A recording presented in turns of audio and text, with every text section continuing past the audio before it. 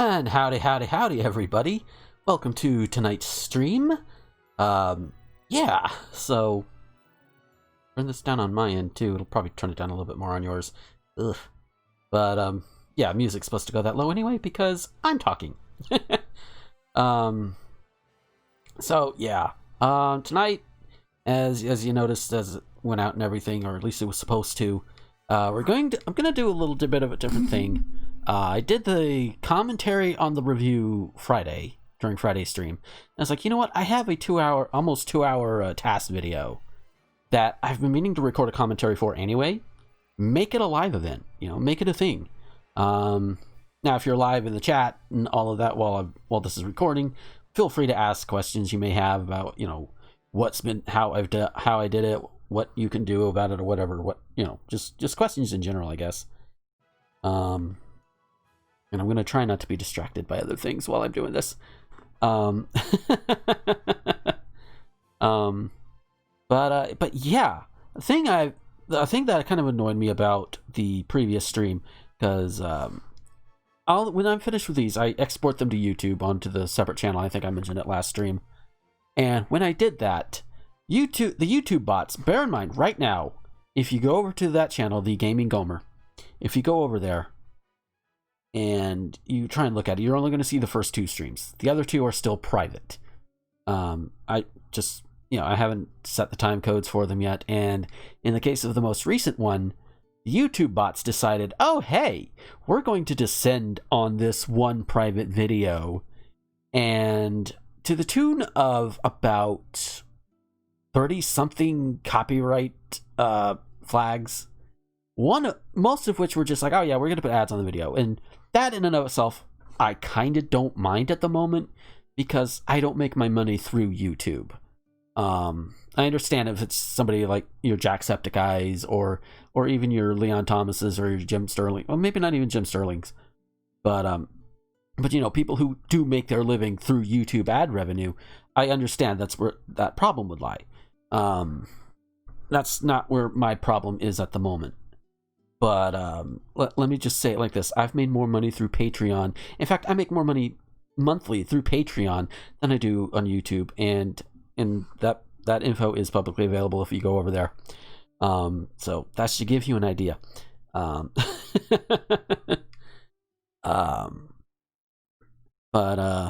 yeah, there's one though.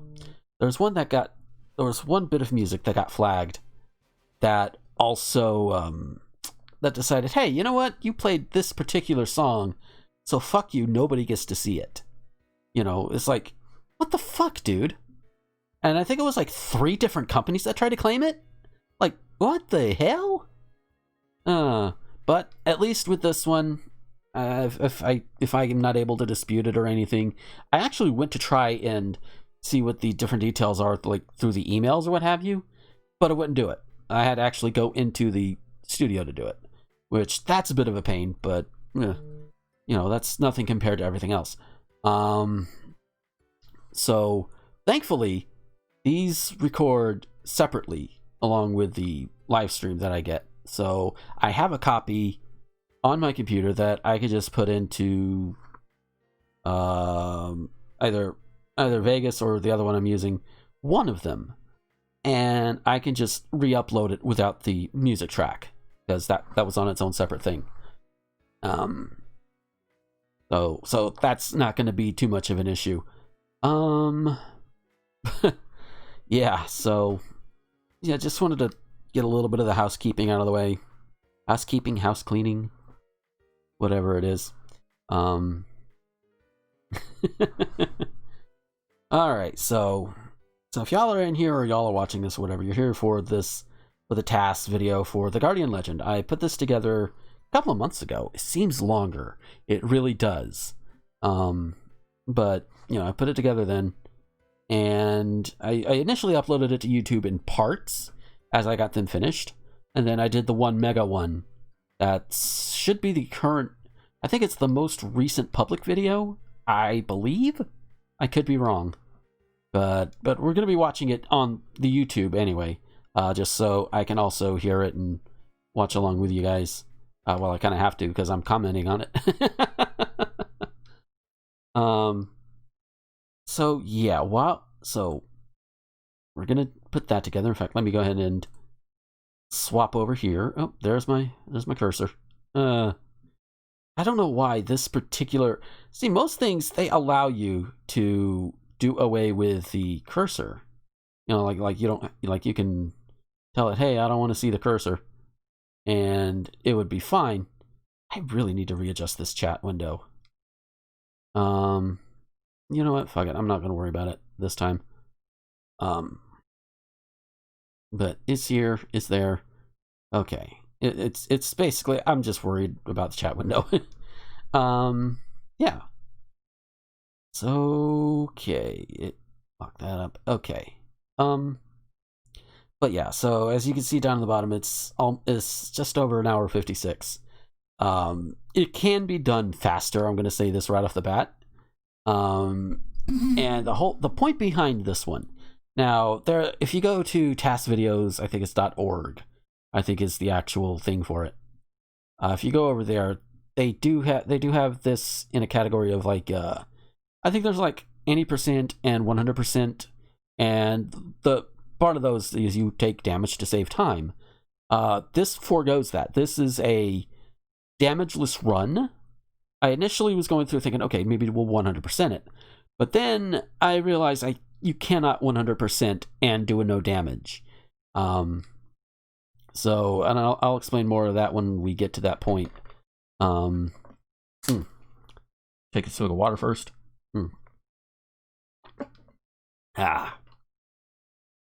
So, all right. So here we go.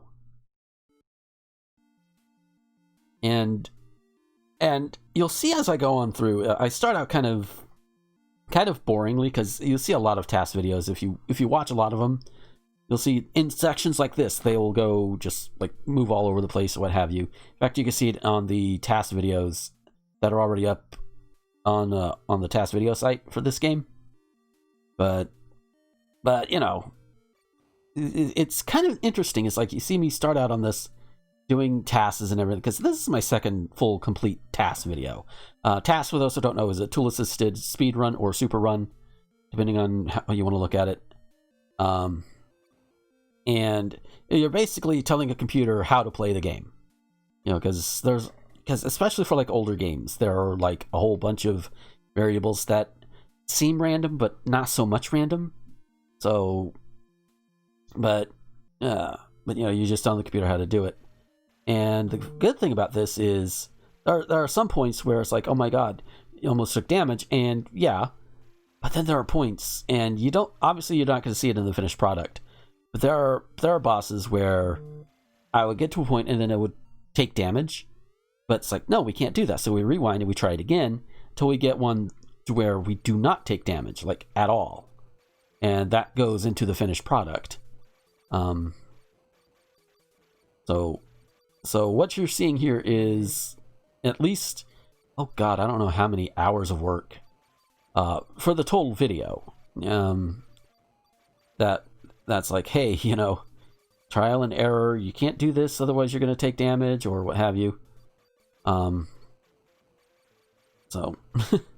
and I start out thinking, okay, like I said earlier, I started out thinking, okay, we're gonna try and 100% it or what have you. Time was not my major concern on this one, but you know, it can be done faster.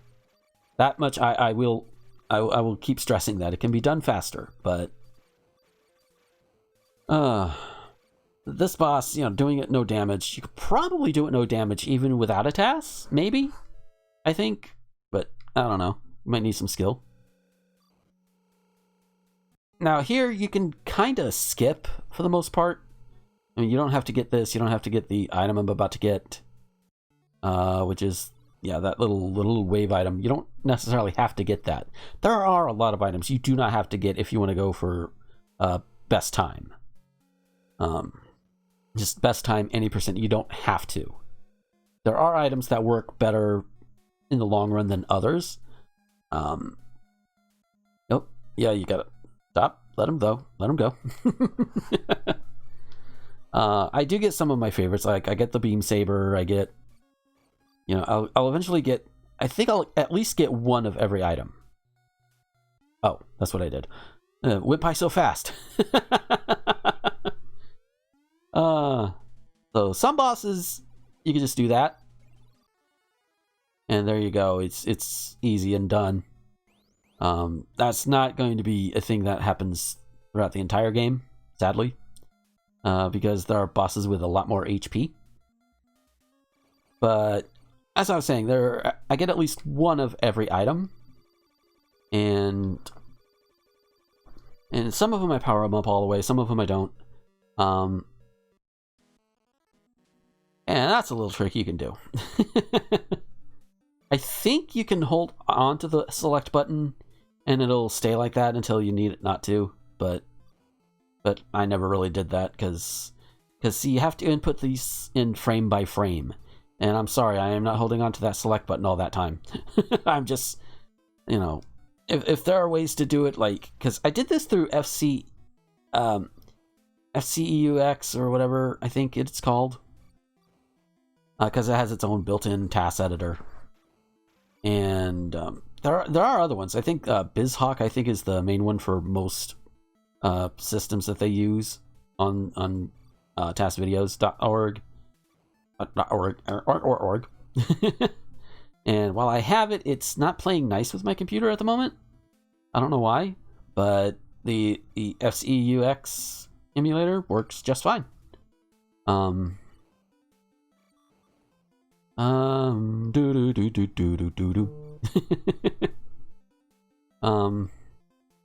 So yeah, a lot of these areas, like, if you're actually careful, you could get through some of them without worrying about taking damage. Even, again, some of this stuff cannot be done by a human player. Early areas, possibly. Later areas, you will need a lot of an item called the enemy eraser. And when I say a lot, I mean a lot. Whoop. Don't want to take damage. Those guys are fun. And by fun, I mean annoying. So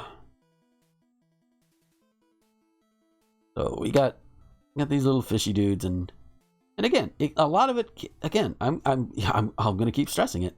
These early ones can be done probably with by a human, but depending on how skilled you are. But later ones, as you're gonna see, is just no, no. Not no damage, at least.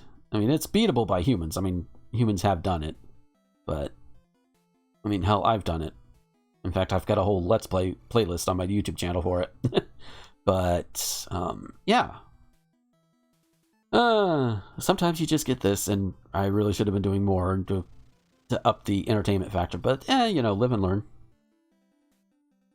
Like just jiggling the ship around a bit and all of that. Maybe trying to follow those things at the bottom instead of just waiting. But, again, like I said, live and learn. Parts that have absolutely no purpose. Oh dear. Oh, that was fun. Yeah, that's what I get for trying to be fancy with it. Because that was one of those points where it's like I had to do like several times where I was like, no, if I can't do it like that, I'm going to get hit. Can't do it like that, I'm going to get hit. The first corridor boss, Fleepa, I believe its name is. Now, normally, if you're not worried about damage, you just sit right in front of it and just like shoot at it, and the whatchamacallit. I forgot the name of it. The beam saber. You use that, just hold that out into its mouth, and it'll go down really quickly. Especially later on in the game when you fight this particular one again. Because, yeah, there is a boss rush. Yeah, spoiler alert for a game from the 80s.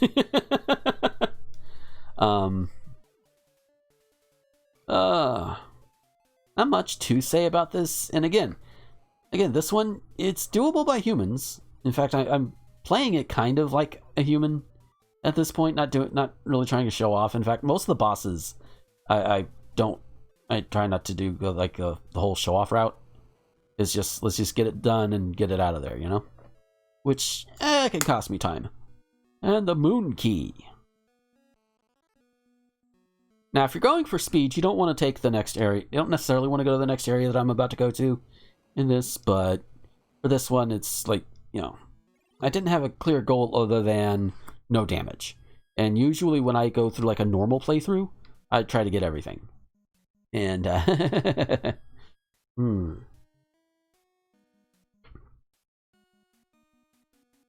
What's really interesting is this song in particular. This always makes me think of Captain in the Game Master. Because there is like a background music tune that they use. It has some similar notes and everything to it. Which is just, I thought it was kind of neat. Although, I don't think Guardian Legend ever got representation in that game. Yeah, you can't see him, but there he is. Krabby! And the fireball, one of my favorite weapons. It's just so sad that I was not... you probably can upgrade it earlier than, like, the 7th area, which that's going to be a while away. But in this particular run, I didn't, because I didn't know where, or if I did know where, I didn't have the chips for it. Oh, lordy. Oh.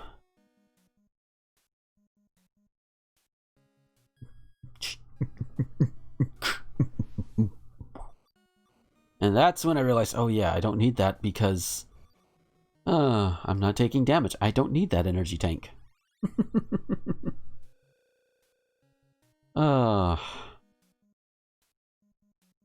And sometimes I get myself caught on the wall, which for a TAS, that's it. That is kind of inexcusable. I shouldn't be doing that. But that's kind of what I get. But and early strategies for these guys. That first one just went out kind of really quickly, but yeah, you'll notice that I'm not, for whatever reason, it's not hitting the boss in certain spots, which, okay. Oh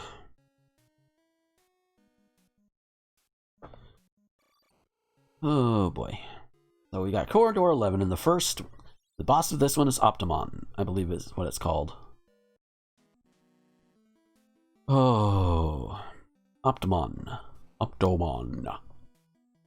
It's a big eyeball with it's like what Tangela could become if it was in a different universe. Except, well, Tangela has feet and this thing doesn't, but that's okay. Tangela also doesn't shoot vines out of its crotch at you, or what could pass for a crotch, I guess.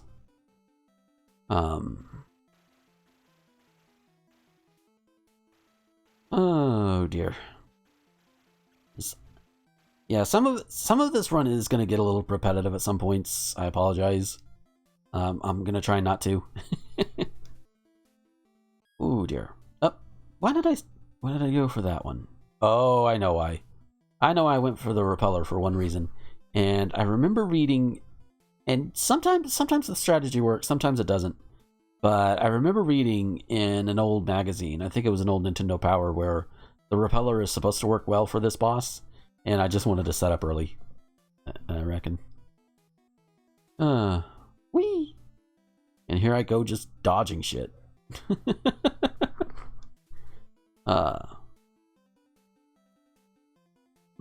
Pardon me. Not like you guys could hear me do that. Is a little off-topic thing while I'm dodging all these bubbles? Isn't it weird how, like, no matter how quiet our burps are or whatever, if we're in the presence of somebody else, even if they don't hear it, we'll excuse ourselves. Like, oh, and here's Vine Boy, Optimon. Those vines, oh my god, those are really good at just draining your shields very quickly. And I still need to come up with a better strategy to just beat the shit out of this thing. Doom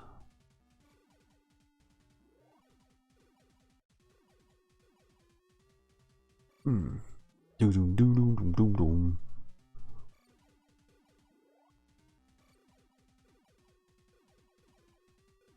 got that on the tail end. The hit detection sometimes is off, like with that other crab boss right before I came into this corridor. Some of those beam saber hits should have hit, and the fact that they didn't is like, just what?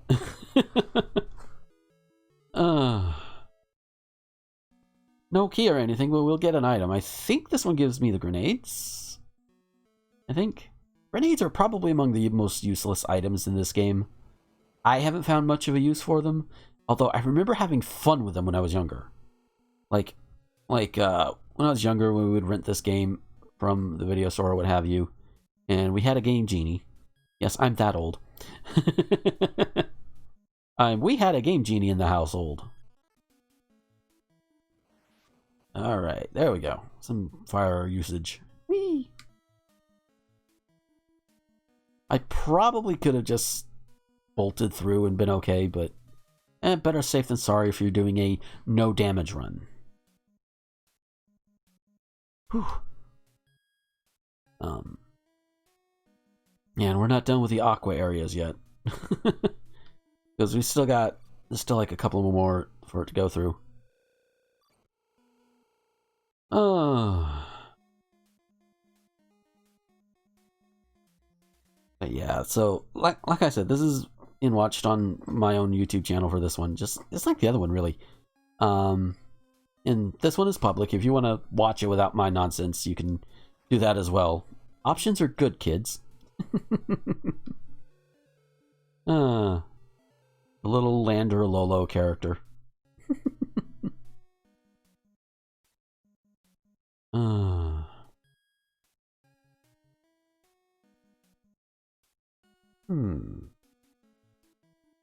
Yeah, well, there are some downtimes. I am like kind of keeping my eye on the social medias and everything, and just wondering what's going on. Yeah, some. Oh God, there's so much going on, but we'll talk about that later. Don't want to date this too much, considering it's not going to be the official. Like I'm going to do like a pre-recorded version of this too, but I guess you guys are getting like the practice run for this, and also with like live question and answer or whatever. But this will be available on the gaming channel. The other one, when I do like a proper commentary, pre-recorded commentary for this, I'll have that up there too, and probably integrate some questions that may or may not come through this into it. So,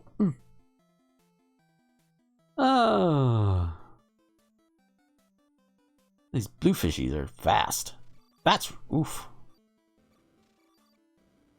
Yeah, I wonder. Oh, I've never really timed them all, but I wonder if that's when I like. Oh yeah, I have special weapons. I should use them.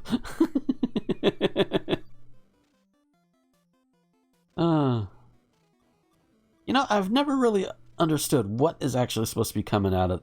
What's supposed to be looking up at us from there? Is it an underground fleepa or? I mean, look at those fish bullets, or shrimp bullets, or squid bullets, or whatever. You would think that would be a fleepa, and maybe it is. I've not seen anything for it. Oh, speaking of fleepa, also should probably turn up the audio just a bit. There we go.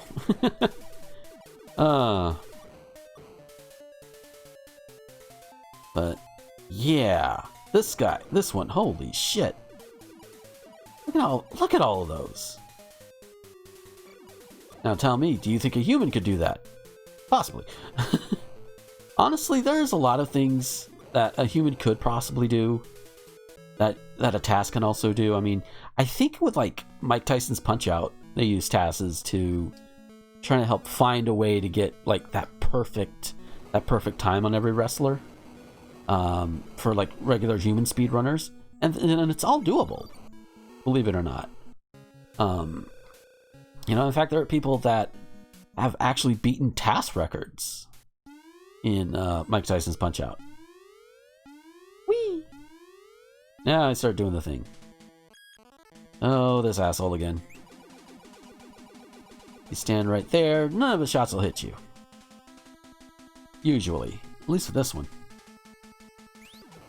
Oh, okay, maybe not. That one was gonna hit me if I hadn't moved. Oh, those fuckers. Those little pedal things there. Yeah, I hate those. I hate those with a fucking passion now. Because they come up quick. And if you move in the wrong way, you will take damage.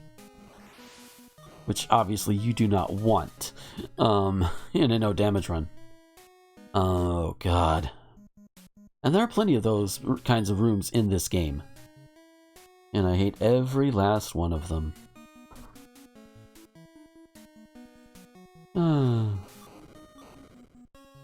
Little... What are those supposed to be? Just like bouncing rocks? Pumpkins? What? Oh... And here comes the final water area. These fishies are fast.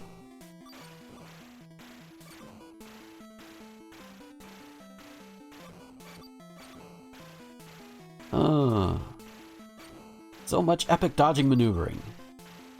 So much so that again, I think a human could possibly do no damage, but it would be very, very difficult, I think. You know, going for speed and not worrying about damage, as long as you don't die, obviously, then okay, sure, but because when you do take damage, you don't get stopped. You don't take what's the word I'm looking for? You don't stop when you get hit. There is a term for it, I just don't remember it. But anyway. But yeah, so you can just walk through everything, and while it'll drain your shields, you can keep going and get out of it. Oh, lordy. This is what, the fourth corridor, not counting the intro. Out of, well, I'm not going to tell you the exact number, because yes, that would spoil something. And let's just hope I don't spoil it between now and then. Because sometimes I forget. Because I am a doof.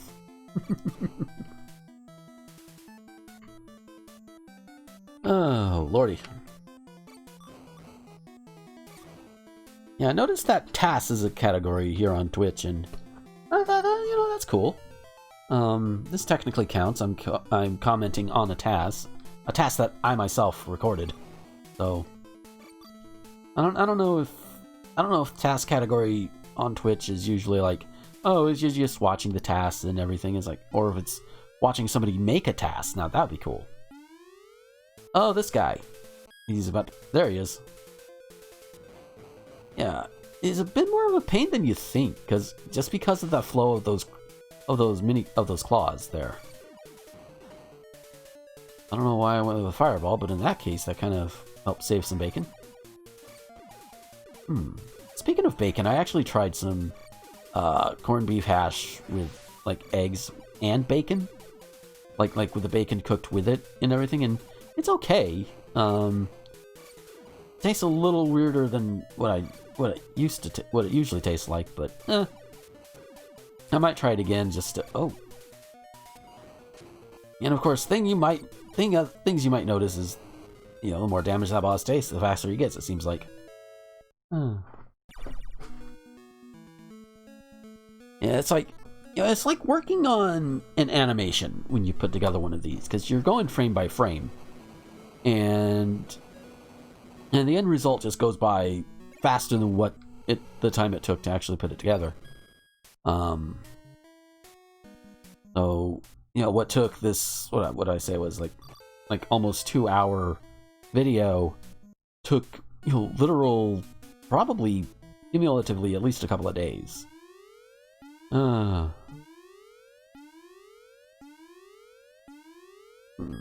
which one is this one? Oh, another one of you. Lovely. The bullet shield. Very rarely used weapon, but there we go. And we got the next Redlander. Yay. I don't know why I went around this way. Especially since to avoid those I had to go a little bit more out of the way, but so I think I could have went down and around and got to the same place. Yeah. I guess it didn't matter so much. Because I had to have multi-bullets because completionist in me there. Those are definitely not necessary. Because I think through normal, like, without going into the shop, you'll actually get the, you know, all of the stages of the multi-bullets there. And all they really do is just, it just fires. It fires a big old fireball in any direction. Not as powerful as the actual fireball weapon, but you can shoot it in any direction. And I can see it being useful in the space stages. You know, because then you can fire down, you can fire left and right, and all of that. But I think there are weapons that just do it better. So,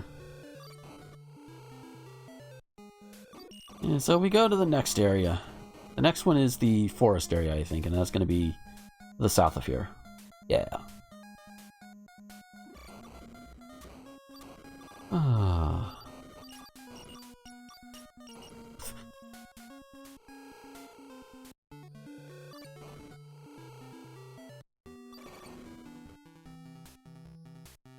Man, I remember as a kid, I would like, when we would rent it, sometimes I loved playing with like the old like sound tests and everything, just to listen to the music and the sounds from the game. It's pretty cool. And whenever I would hear this one in the sound test, it's like, okay, where does this get placed? Like, what's going on when this happens? Always kind of neat. And then you find out later and it's like, oh, sometimes it's good, sometimes it's not. Oh, is that the one I'm thinking of? Because I know there's one. That asshole. Oh god, that asshole. In a normal run, for me, it's hard to do it without taking damage normally. But with a TAS, it's definitely possible. And of course, if you just follow it like this, it's, you know, no big skin off your dick. I don't know why I went no skin off your dick, but that's okay. There we go, 400.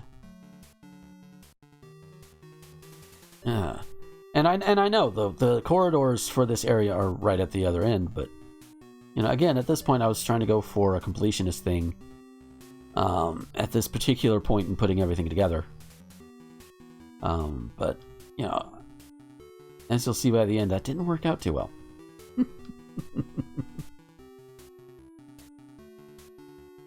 Oh, and we got this. Oh, my first one of these. Yeah. I eventually learned how to do those. It might have been even this one. There we go. And boom. This could be another one in the oh, enemy erasers. Those are awesome. Pardon me, need some water.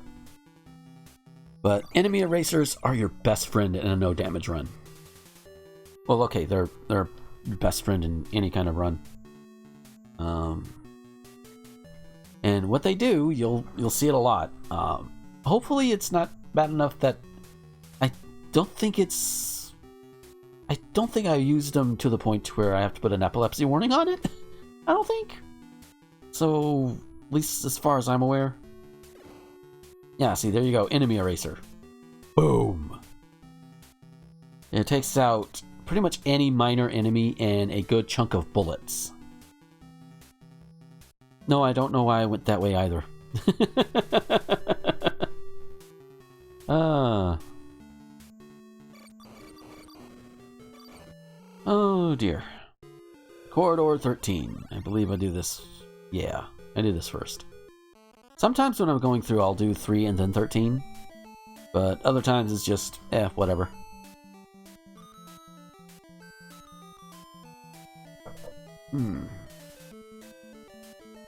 Oh. So, oh, do we have breaking news? What is this? Oh, okay, that was something that happened this morning. Okay. But yeah, this song always made me think of, like, of all things, like the third part of Howard the Duck, like the movie, where everybody's trying to get to the power plant and stop the Dark Overlord and everything, and it's just like the whole kind of road trippy escape from the pigs type deal. You know, it's kind of weird. It's kind of a weird thing, but my mind goes to weird places sometimes. But then again, at the time I heard it and made the connection, I was like maybe 9 or 10. You know, maybe younger than that. By the way, I love enemy erasers. Gonna be seeing them an awful lot. Again, I don't think I did them enough to require an epilepsy warning. I don't think. And if I'm wrong, I will definitely rectify that.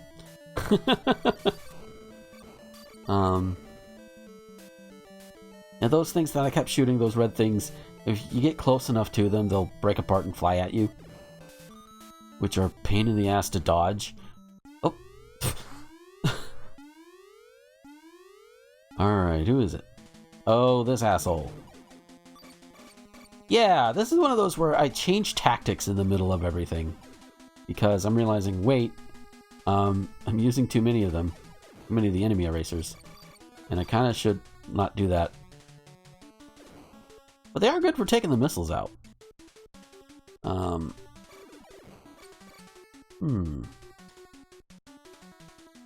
Oh shit, you know, I'm just realizing that particular boss is like, I'll be able to point it out later, but it's like they took like 2 copies of the top half of another boss and just stuck them together. I was like, okay, I never realized that.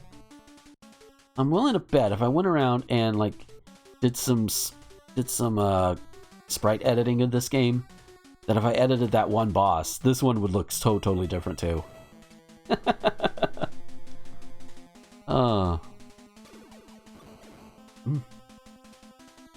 And as I discover later, hopefully within this fight, I'll probably will in this fight. Good. Yeah, you can, if you're good, you can get rid of the missiles without having to rely on enemy erasers. Oh dear. Oh no. Oh. Thankfully, if there are missiles already out, it won't shoot out a full complement of them. So that can be, yeah, that can be used to your advantage. Maybe. Ah, the repeller. The good thing is it's got a wide range. It's got a wide range, but the problem is at lower levels it just goes way too slow.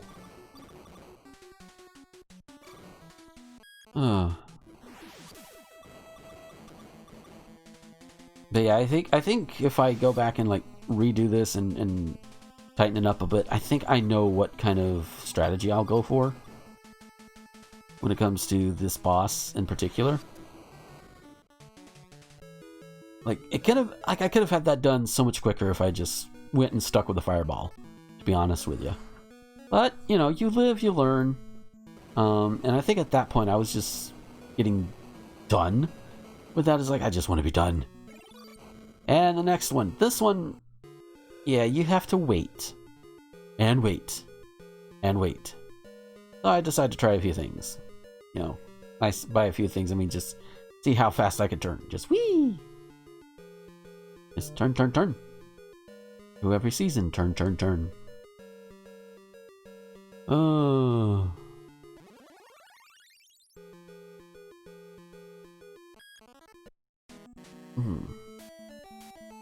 Oh, are we gonna run into mushrooms again in this one? I don't think we ran into mushrooms in the previous one. Oh, there we go. Like, you got those, and I try to like time it to where they'll just, where I could just hit them as they're coming in, but Again, at this point in this particular recording session, I was just kind of like, oh, I'm just done. I just wanted to be done. But now that I have like this recorded session done, like the whole recorded run, I'm looking at it now. I've watched it back myself a couple of times, as I was uploading it and after I got uploaded and all of that. I looked back and it's like, I can see where I can improve things. Like that previous boss fight, definitely know where I can improve on that. I'm running low on enemy erasers. That's not good. But don't worry, I do get more later on, but ooh, woof. Like right there.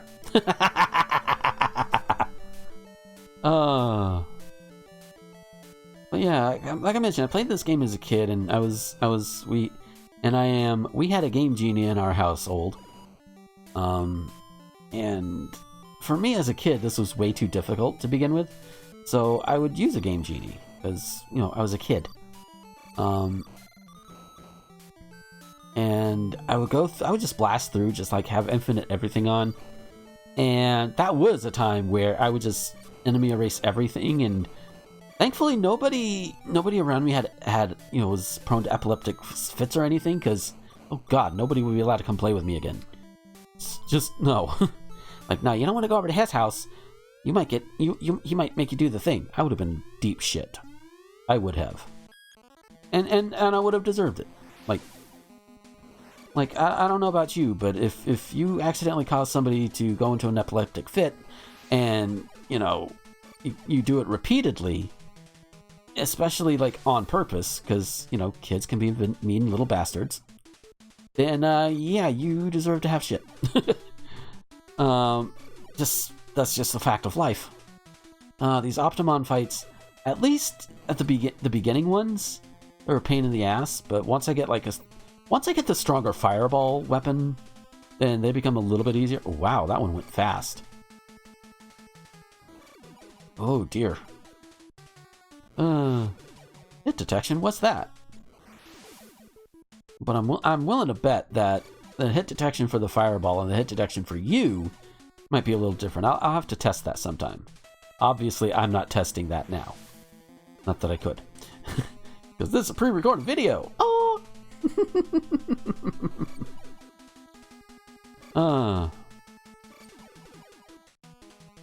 God, this thing. Oh, God. Like, you see how fast that one went out? Just, doom. Jeebus, man. And we can go to the next area. Yay! The swirly swoosh key. I don't know what to call it. You got the moon key, you got the hook key, you got the wavy key. Oh. For your trouble, an item you will never need in this run.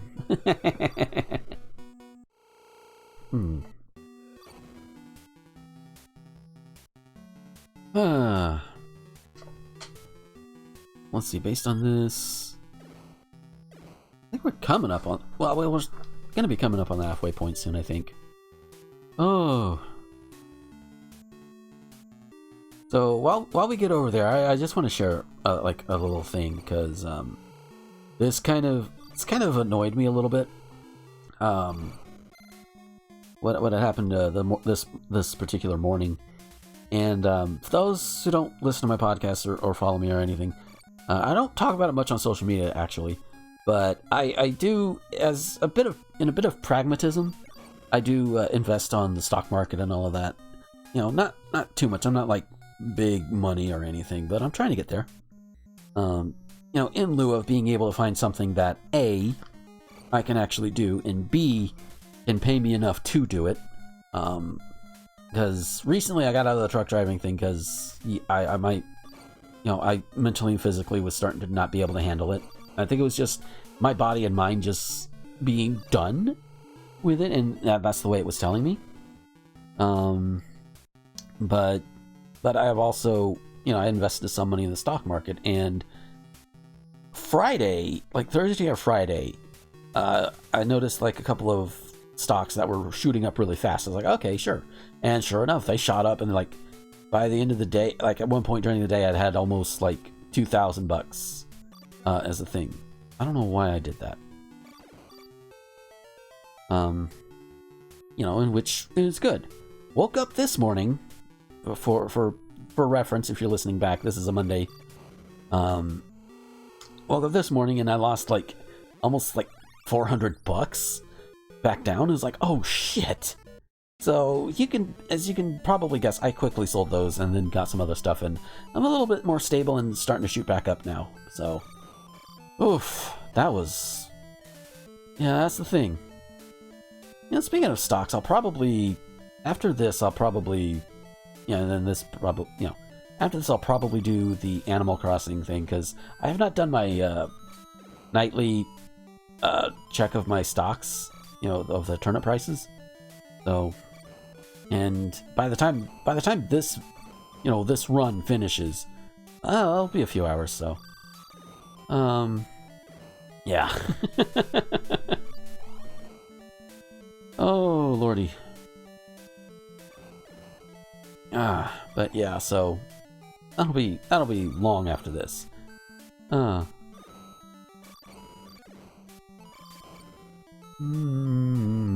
dum dum dum dum dum dum.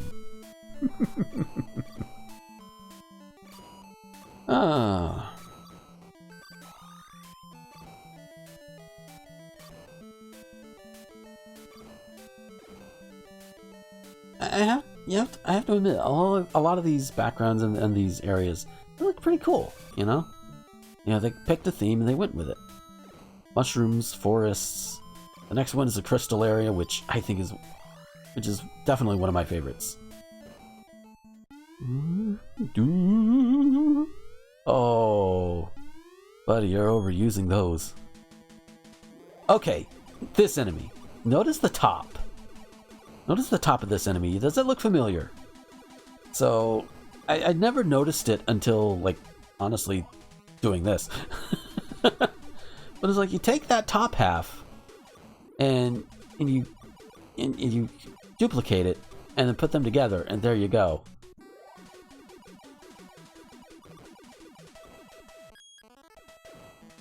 Oof. They're just in the nick of time, too. Whoa!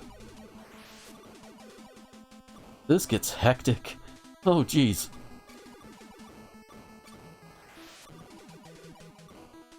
And while it's again, this is one probably possible to do it for a human, but difficult.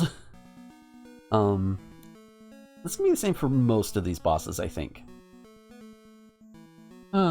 Now, one of those, I think I just let the whole sequence go through. Blue Lander, even though I'm not taking damage, so it doesn't matter.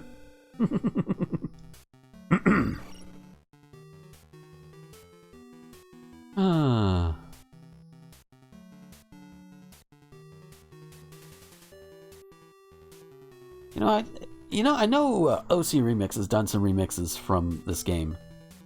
But I just wonder, oh yeah. And this is when I realized, oh yeah, I've got to do the Blue Lander thing to get the door for Corridor 4 undone. And I start with 0 chips because I had to buy myself. I just had to get that upgrade. There it goes.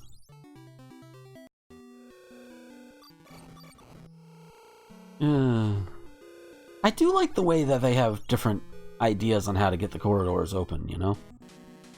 Yep, this is the one I just let the whole thing play through, because if I could do it at least once. So here we go. This is the final forest area. Final forest corridor. Oh. And at least I got chips back, at least. Just to be redundant.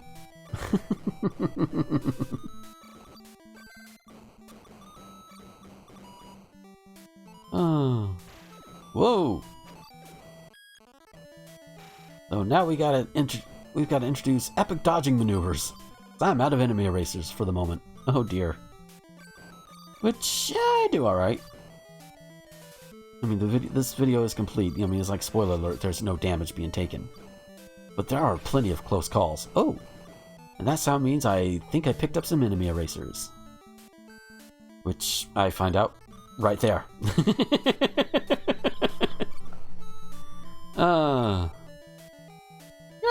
You know when you can play when you've played a game long enough, or even too much, some people might say, when you can identify different sounds but different meanings, especially if they're like, what's the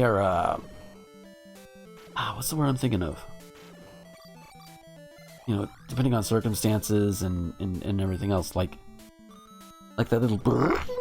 If it's in a space stage, odds are it's enemy erasers. Or if it's just like a random drop. Oh, this guy. Oh yeah, he's easy. Even for a human, it's easy. Cause you just do that the whole time. Like this is one of the easier ones you can do, whether you're doing it as a TAS or as a human, as opposed to doing it as a non-human. I don't know. And the square key. It's hip to be square. Boom, boom, boom, boom, boom, boom.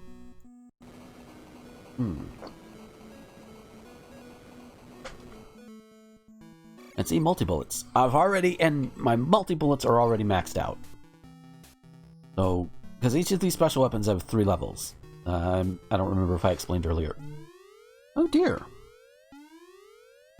And I don't know if you guys are hearing it, but even though I've got it on vibrate, my phone keeps going off on the stuff. I'm like, okay, what the hell is going on Twitter? Because that's pretty much what it is. Of all nights, I picked Twitter. I picked Twitter? No, I picked Twitter picks tonight, rather. I don't think this guy ever gets the bullets, thankfully. Oh god. Could you imagine if that guy also shot bullets at you while you were trying to avoid it? Oh. Oh, I go up here. Oh, that's why I go up there. Yeah, for the rapid fire that I don't really need. At least I don't think I need it. But, you know, it doesn't matter. Oh, and another one.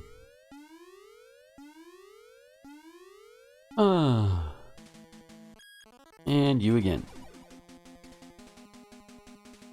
And because I still had not learned my lesson, keep trying different things.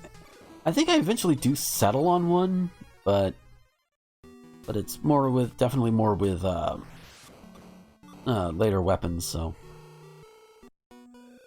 I'll have to look it up. Like when I go and tweak this around again later on, I'll have to look up the soonest I can get that 2nd level fireball, because oh my god, once you get it, it is one of your best friends. Because at the time of the game you normally get it, you're going at a quicker pace than when you start. And I don't remember if it's because of the it's probably because of the shields. Like the shield power-ups, which you technically don't need because you're not taking damage, but I remember right, they increase your speed, which is a good thing. So they're not completely useless in a no damage run.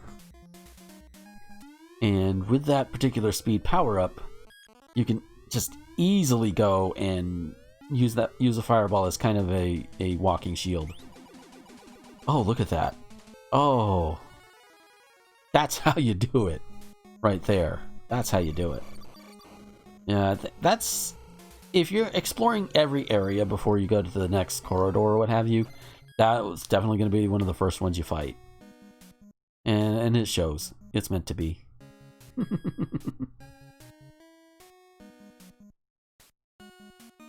The crystal area. You know. Yeah, now I start doing a better job with it. Now I start, yeah.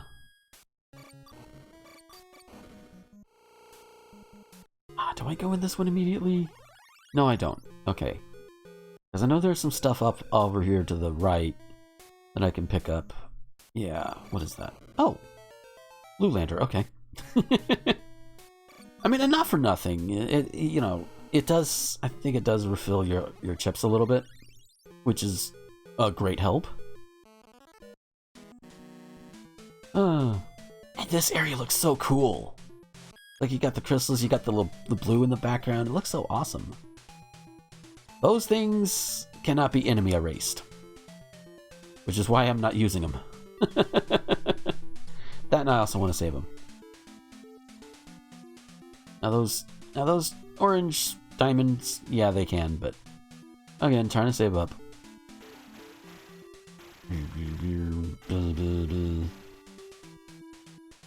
Those crystals definitely can't.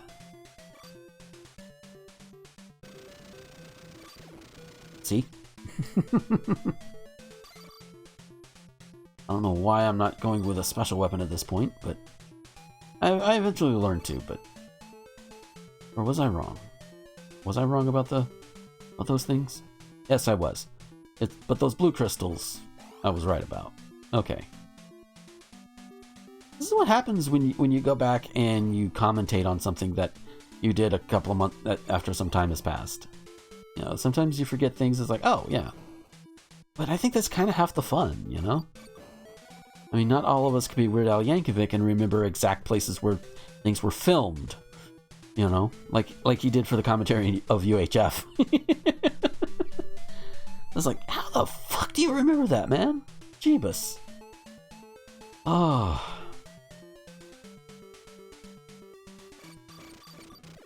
Yeah, and areas like this, it looks...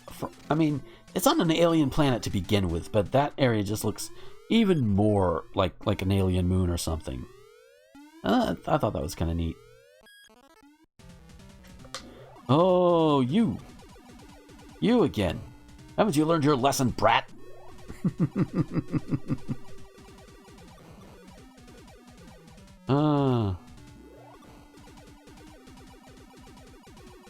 Hey, buddy.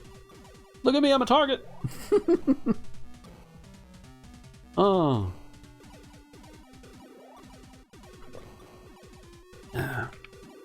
Speaking of Doctor Who, I actually tried Jelly Babies for the first time today, and they're pretty good. You know, they're pretty good. They got the kind of like powder stuff on them, which I'm not used to with like jelly candies or anything, but they're alright. They're good. I got a couple bags. Thank you, World Market, which still does not have my favorite alcoholic drink of all time. That would be Lambic. They don't have it. I don't know why. I don't know where around here I can get it. But I got a Redlander, so that's good. And here is where I start just going for things that I know have items or what have you. In items that I would need or want for completion's sake. Which honestly, again, if I plan a path right, then I could do this. I can have a version of this, no damage, 100% completion, well, mostly completed, and with the quickest time possible, which I might go back and do. When I finished this, I was like, no, I'm not doing this anytime soon. I'm not messing with it anytime soon. Who knows? I might like submit the actual file for this, because when you do it on an emulator, it has like an FM3 file for this particular one, and thinking about maybe releasing that to somebody who would be willing to, you know, take a look at it and tighten it up a bit if they want to, as long as they give me credit for making the thing in the first place. You know, I don't care. I'll share credit, but just don't make it seem like it's all you, you know? Unless you build it from the ground up, then that's a whole different story. Which I don't think anybody could or should. At least not off of my file. Do your own. But if I give you the file, then, you know, work with my file. Which I guess is all anybody really asks for, right?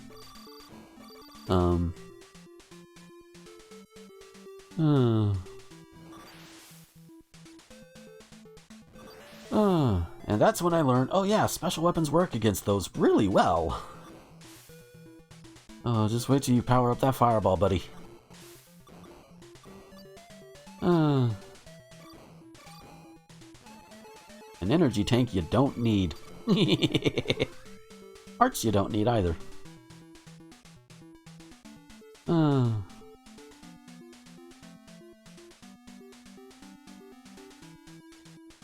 One of my favorite things to do in these corridors is just like gather a whole bunch of those up and just gather up a whole bunch of enemies and just plow through them with a fireball. It's one of the best things ever.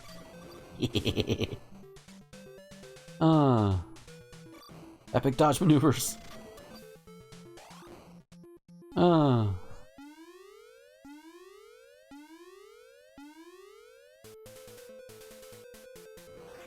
Oh, you, the jumping crawdad thingy that fires missiles somehow. These are mutant aliens, you know, they can do whatever the hell they want, I guess. It's just still so weird, you know?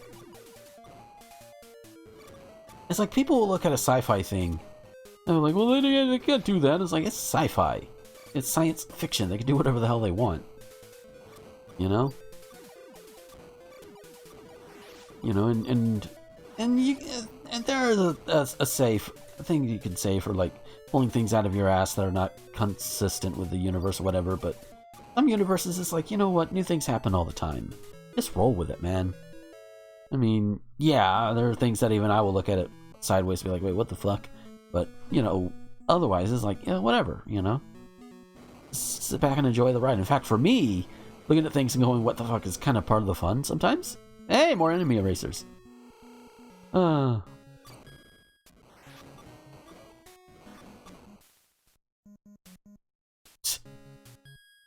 Yeah, just waiting for that guy to move, which he wasn't.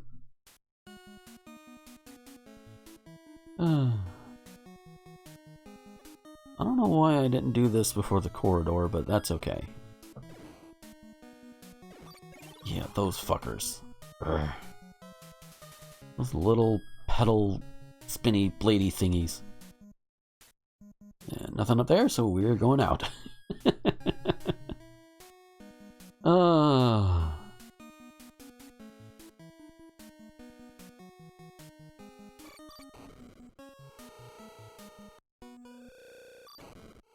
Yeah, not much to talk about between here and Corridor 6.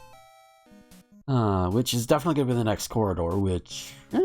it's an interesting way they got it set up. Like, if you go through and you keep going systematically, like, around, you're going to hit the room for Corridor 6 first. And you don't even get to see the rest of the area if that's all you take on. Which, if that's the way you want to play it, you can play it that way. Personally, when I'm going through this, when I'm in the mood to go through this on my own, I tend to want to explore things. You know, usually. I mean, that's why this started out the way it did. It's like, alright, you know, we're gonna do 100% as much as we can.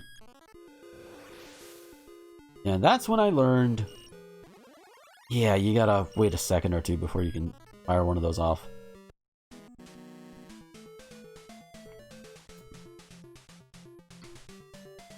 Crystal Cave and Alien Moon.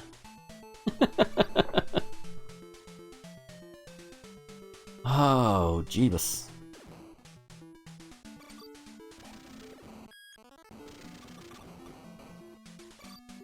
Oh.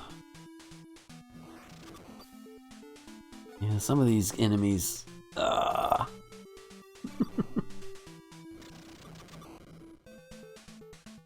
You know, I have yet to, like, sit down and, like, study those particular sprites of those little blue things.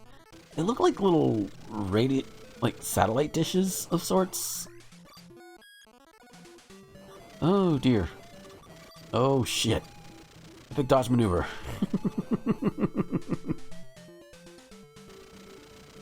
Oh, goddamn.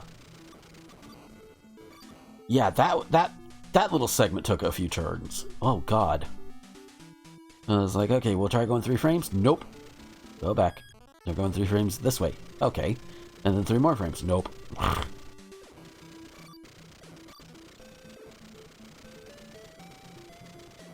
Ooh.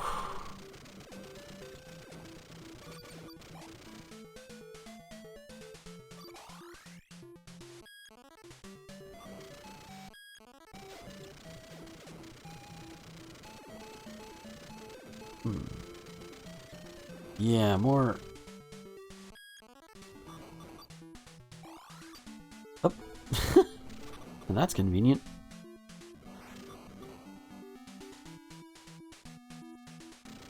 That's a good thing about TASs, too, is like... You know, and you can do this when you do a normal... If you do normal runs enough, you know, you can actually fire off something and know it's going to hit at this exact moment. You know, again, you can easily do it in a normal run if you practice enough, but with a TAS it's easier to pull off because you just go frame by frame and there you go. Oh, this thing. I always wondered. This appears not only as a boss here, but it also appears as a mini boss in the labyrinth caverns, which I don't think I co across in this run because I didn't need it. And the plus key. Whee! Just remember, if that turns, if you put it in a box, and turn the cross red, it's a war crime. Like, and I'm not even really joking, because like I think it's against the Geneva Convention to have like the red cross on your med kits or whatever. Like, think of the ones in Doom that have the red cross on them. That's technically barred by the Geneva Convention. So, and thus technically a war crime. Which is so weird. But, I understand why you want to... Oh, and there goes the speed boost. There we go. Okay. Also, one of my most favorite tracks in this game. Listen.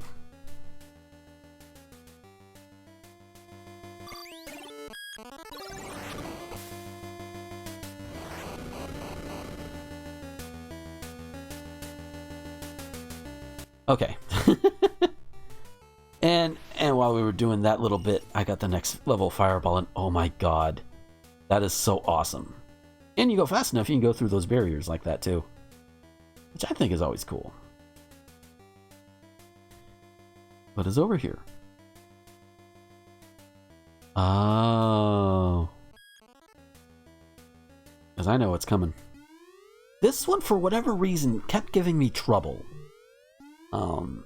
It's just so weird.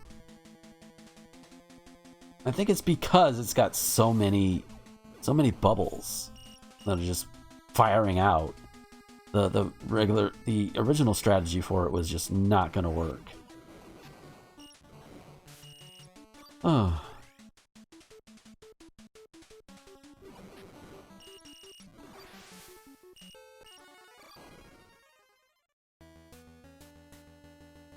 Yep, better move that cursor. Been there this whole time, oh no. You got one more corridor and then we're done with the crystal area. And then we go to the intestinal area or the body area or whatever, but have a last look at the crystal corridor, folks. We're going to leave one of the coolest areas of the game and go to actually another one of the coolest areas of the game.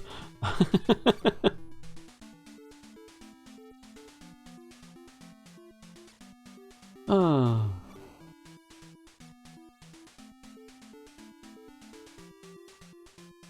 Epic dodging maneuvers around those. This is when I start realizing, hey, maybe I should try and do more to be a little bit more entertaining. Oh, hey! Enemy erasers.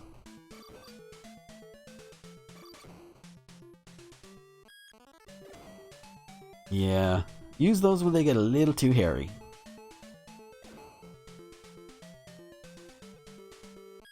Sometimes things get hairier than my face.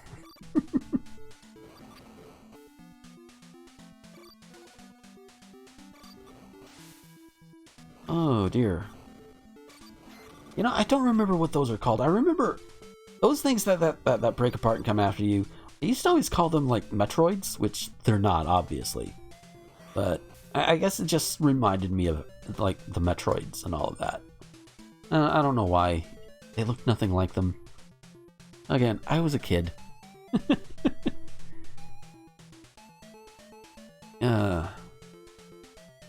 Still trying to debate what those things are. Like little satellites, maybe? I don't know. Who was the boss of this one? we're gonna see. Oh, another Optimon. And this time we have a more powerful fireball, and oh yeah, it'll destroy the tentacles. Oh shit, son. But yeah, the thing is, you have to hit the tentacles in like just the perfect area, which that's fucking stupid. Especially since your ship can be damaged by all of it. But what can you do, right? Short work.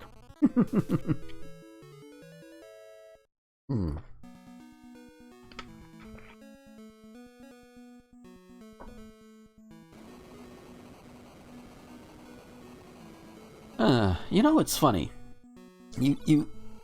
What's funny about these longer runs sometimes is maybe it's just this one in particular because I'm the one who put it together. But I know it's like a 2-hour video almost. And it just seems like it's going by really fast. You know, maybe it's because I'm commenting over it, maybe it's because it's stuff I've seen before. But yeah. And here we go. I think they call it the organic sector. Okay, these things do not damage you. So you just run into them and they die. They will block your shots though. And another good thing is they are susceptible to enemy erasers. So if running into them to get rid of them is not an option without taking damage, you just enemy erase the hell out of them. Oh no. Epic dodge maneuver. Epic dodge maneuver. That's a term I first started with Roa Mithril. He was doing a no damage run against Woodman in Mega Man 2. Gah. See? Boom, boom, boom. No damage. In fact, they die. They are the ones who die, not me.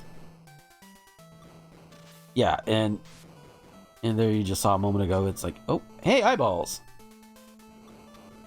Yeah. I've heard people refer to this as Eyeballs the game, and based on this area alone, you can see why. It's like those little holes, they don't even try to dress it up as anything else. It's like, yeah, it's just gonna be an infinitely generating infinitely generating thing of shots. So you remember the first that opening area boss? This is like that. Now I don't think it was much of a problem here as it is with some of the other bosses of these areas. Oh, hi. But the eyeballs hitboxes are bigger than what you think. Like you'd think they're not that big, but no, they're relatively larger. Which makes it a problem when you face off against certain bosses. Again, if you're not worried about damage, then it's not that big of a deal. But if you're trying to go through and avoid taking any kind of damage at all, then they become an issue. I think there's one of these. I don't remember if it's this one or the next one of these, where there's like a really close call. Oh, really? Those little shits get in the way. I think if it had more power, the repeller would probably work just as well here. But, you know, whatever. Oh, that's the close call. There it is. Okay, it was this one. Like, if it had waited just a little bit longer. Oh, God. I mean, granted, I wouldn't have let it happen, but... because that's the beauty of a TAS. I don't even remember what I grabbed there. But that's okay. And I think it is at this point where I started just shortening up everything and going more direct routes to everything. Which, let's be honest, I really should have done it sooner. And squeeze through. Yeah, and it was around here, around this time, where I started noticing and getting more annoyed with a thing that would actually happen with my TAS editor, because every now and then it would, like the emulator would freeze up and it would just shut down. And sometimes I could get right back to it, no problem. Then other times I would have to go through certain segments again. And that was a bit of a pain in the ass. And so is this. Oh, Jeebus. You have to enter and exit the room several times before it opens. Again, the creative, methods to open up these corridors. I like the ideas of them, and it's a good idea.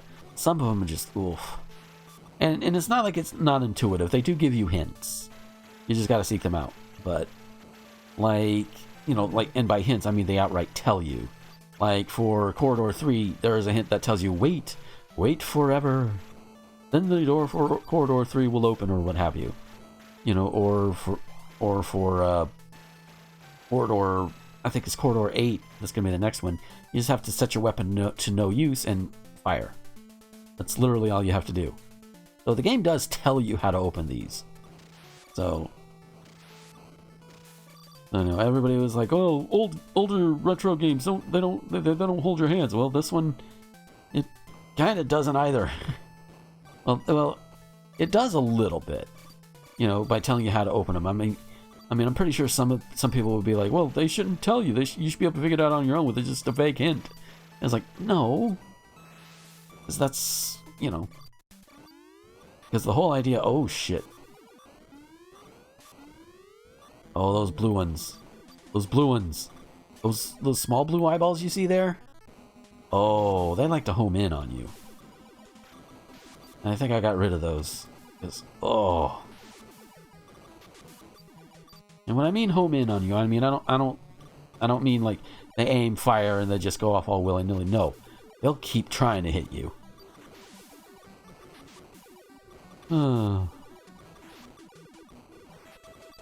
If my repeller was a little stronger, I think I would have went with that. But that's okay.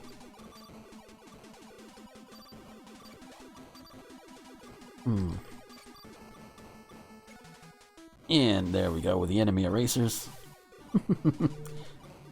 No matter how you're doing it, do not miss your enemy erasers.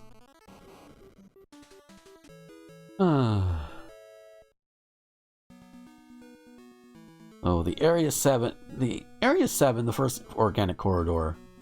A lot of eyeballs. And then the next ones. Oh god, the next ones. Those are gonna be fun. Those were so much fun to play with. Oh my god. And by fun, I mean torturous. It has mostly to do with the bosses of those corridors. Oh, and I guess I needed this one. Oh, these are just... I don't know how they expect you to take down. I guess when it morphs into all those little spin spiders or whatever, I guess I can see that, but otherwise it doesn't really do anything. Oh, grenades. That useless item. Again, I guess I was just, at this point it was like mostly everything I needed. Then I don't need to upgrade anything else or what have you, so. Wait, and boom!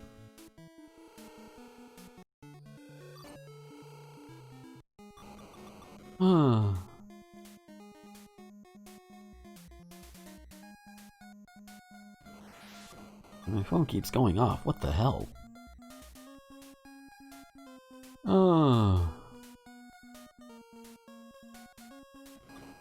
And this... Yeah, this like Corridor 6, it puts you just right in there. But at least now, I'd set into like, okay, let's just get to the next one quickly, as we need to. If we need anything along the way, we pick it up then. Oh, what is this guy? Oh, this asshole. The red version of this asshole. That's when... Yeah! Oh, I love this tactic. You just fire the fireball as you're going, and it will protect you, like, from everything. Including this guy.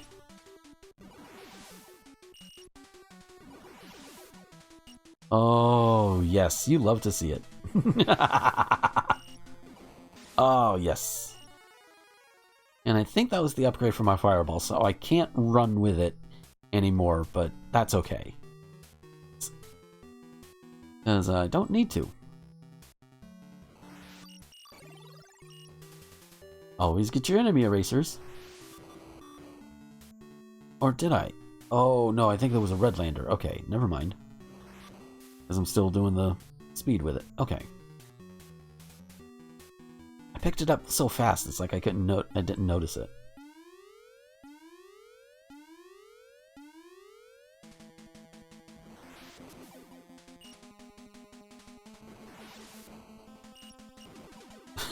And I end up almost outside the thing. It's like, what the hell?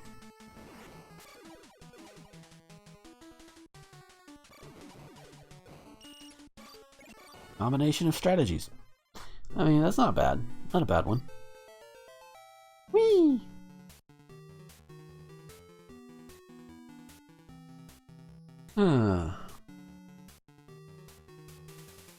Yeah, like I said, it was around this time I'm thinking, okay, we can actually plan out routes, because there were items that I didn't pick up because I didn't need them. Yeah, and unlike the second crystal area, you know, you can't just go through and like you hit the main corridor and then come out the other end after hitting the other. You know, you can't go through. Basically, once you come down here, really they should put corridor 8 here instead of at the entrance to the area. But what do I know? I'm not a game developer much. I have things like Game Maker and Construct and all that, but I've tinkered with them, but never really put much thought into them. But who knows? If I get the time and the gumption and all that, I might. Like if you use like Game Maker 2, like which is the latest one out right now, they do have a Mega Man engine that's compatible with it, that's put together, and you can tinker with it all on your own, and I've been doing that here and there. Kinda neat.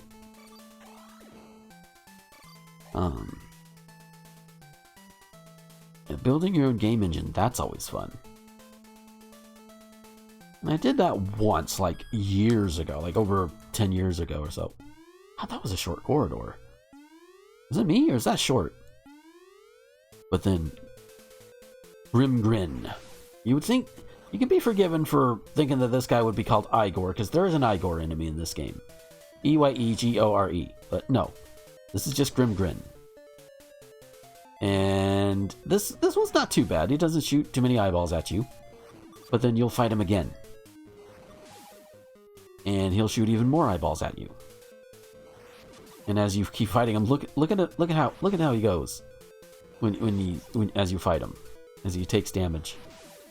Now, thankfully, when you do this with later fights, you know, as the eyeballs go away, so do the number of eyeballs he shoots out. So, yeah, just Yeah,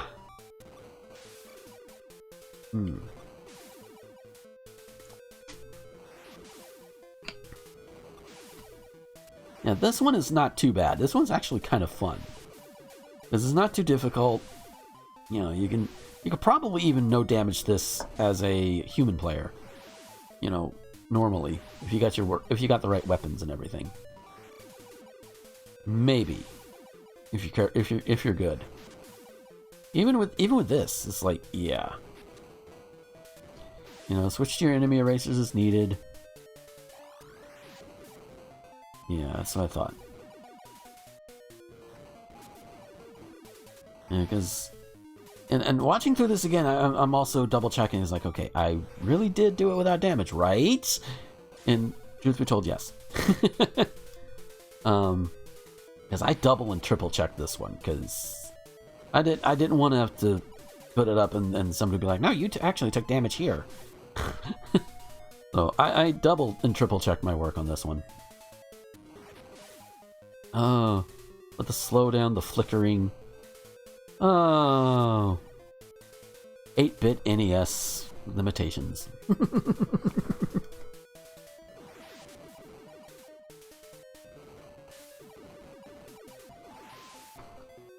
You know, somebody made a fan sequel to this game. I have to try and find the link of where you can find it and all of that, but But yeah, it's out there. There's a fan-made sequel to this, which surprised me. Pleasantly surprised, by the way. Whee! Oh. That's the last fireball upgrade. Okay. Now it's going to go faster than me. At least when I'm on foot. When I'm in the ship, it goes about the same speed.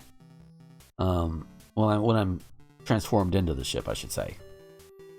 Because she's not just piloting the ship, she is the ship.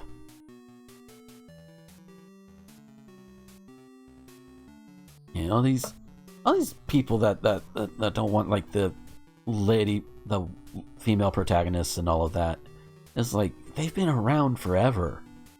I mean, and it's not just the Guardian here. I mean, Samus Aran, just first and foremost.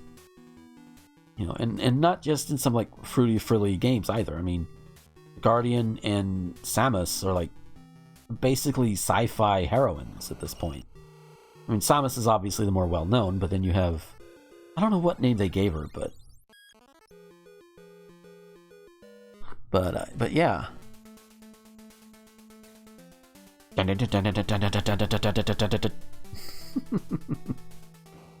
And now you put all the knowledge you gained from the organic corridors to the test. You got these squid axholes. Speaking of assholes, I learned that in the Scream remake with Anne Hesh, you can actually see hers. A little bit. Don't know why you can, but okay. I guess if you're interested, you can look. Just... I don't know, assholes... No. No.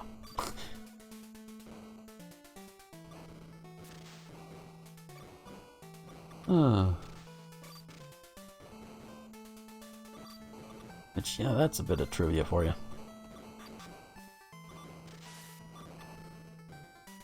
And more eyeballs.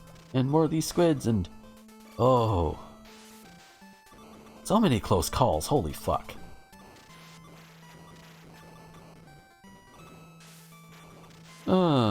Maybe...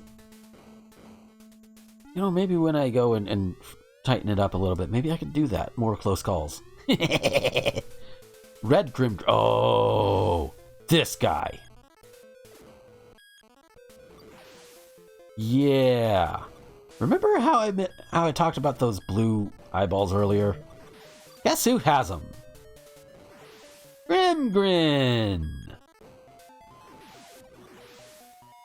I guess it has to use enemy erasers to get rid of them.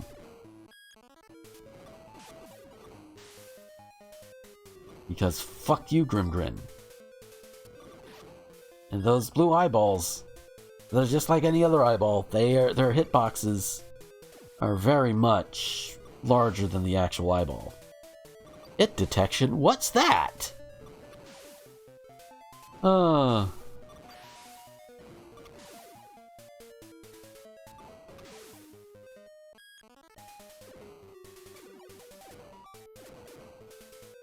Oof, that was a bit quick.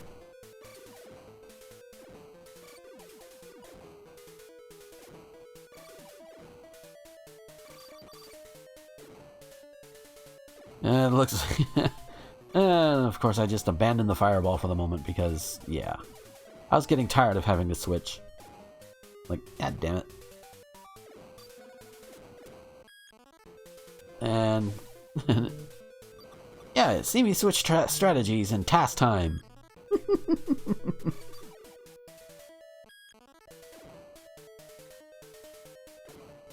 Oh, lordy. Fucking Grimgrin. I hate this. This version of Grimgrin I hate. Because of those blue eyeballs. Otherwise, he's fine.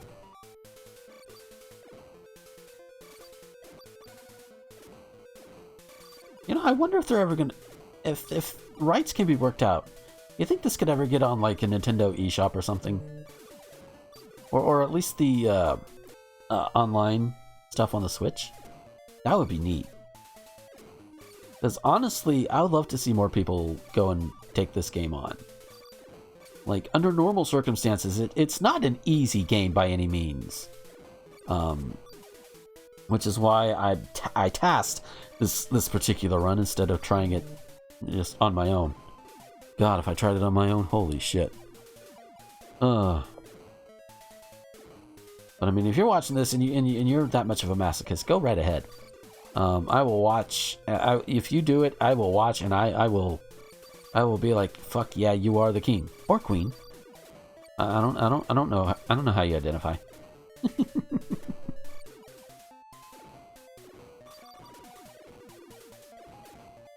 Jeebus. You're trying to give people ugh. Now, did that stop the blues? No, that did not. It stopped the reds, but not the blues. Oh, fuck you, game.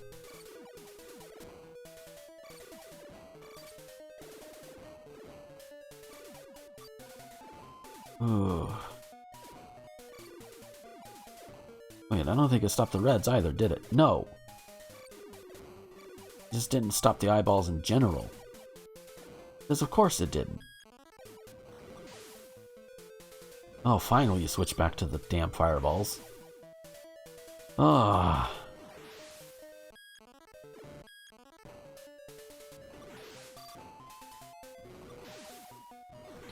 You could probably tell I was getting into the end of a certain session because there's just some sloppiness.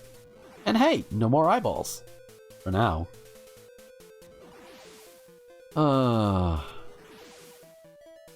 Couldn't have gotten rid of the blue eyeballs when his first set of eyeballs went. Jeebus.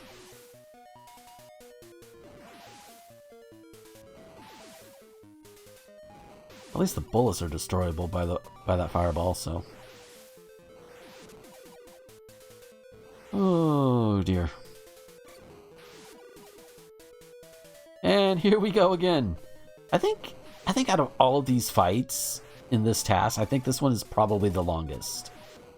And it's just because I just got so tired of having to switch between the two, so I tried one for a while and I was taking too long and stuck to the other one and kept having to switch to enemy erasers. It's just, ugh.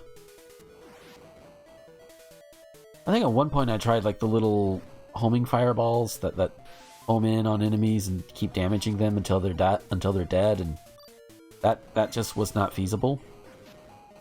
So, you know, you gotta keep trying the things. And you know, and somebody could probably come up with a better strategy than I did. Probably. Whoa. That's another one of those close calls. See, I really should. Like, again, if and when I go and I like tighten everything up, I should include more close calls. Because, especially in these space areas, then, you know, I mean, it's not going to slow you down one way or the other. You're still going forward. Jeebus, this is a long-ass fight. Jeebus. Goddamn. Die already. Die already. Just die. Thank you. God damn, that was a long one. And look how low chips I've got. Jeebus. More water.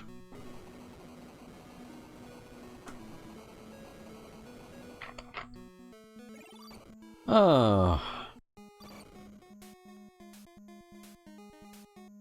So now we go to the final two areas, the wasteland areas. Oh. Someone who's reading this must have failed. Yeah. I did get something from here. What did I get? Ah, power up the repeller. That's right. I don't remember if that was the second or third. I wasn't paying attention to that. But either way, it's good to have a powered up repeller. Repeller. Because the bosses of Corridors 9 and 10 are Igor. The ones that are actually named Igor. Oh, the awesome music's back. Yeah.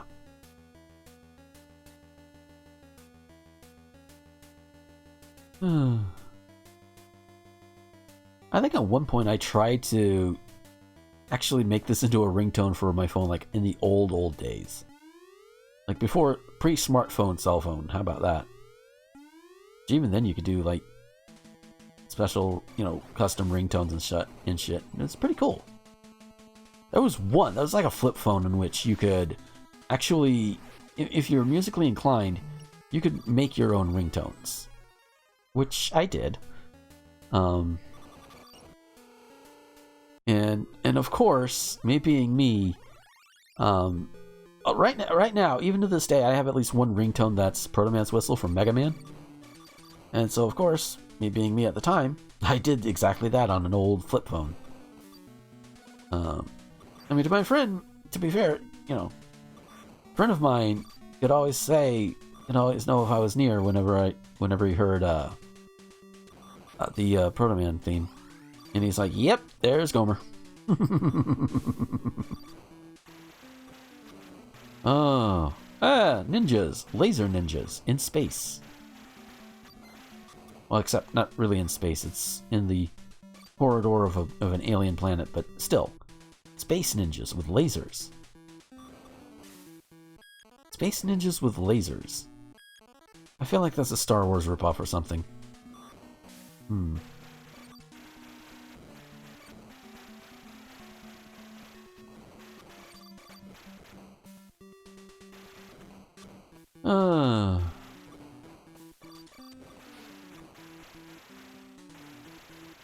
Welcome to Naju Park.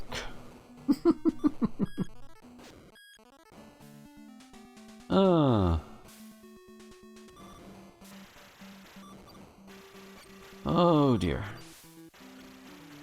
Dinosaur heads that shoot the bullets and...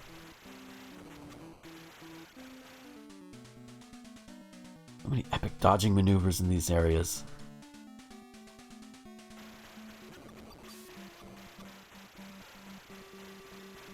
Oh no. Epic dodge! Alright. What was this boss? Oh, you again. Ah, yes. When I got it right and was able to actually shoot out and time it just right to where he wouldn't shoot the missiles. Unless it was too low. In which case, yeah, I would have to deal with the missiles, but...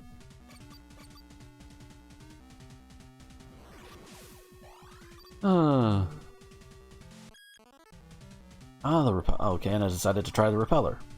Which could get a little bit... Which could... Oh, that is the third level. Okay. Yeah, you try different things, and sometimes it works, sometimes it doesn't.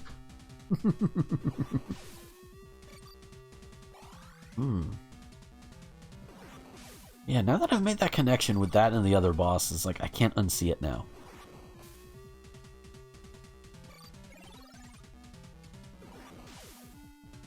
Just, you can't unsee it once you see it, you know? And it's down. Yay!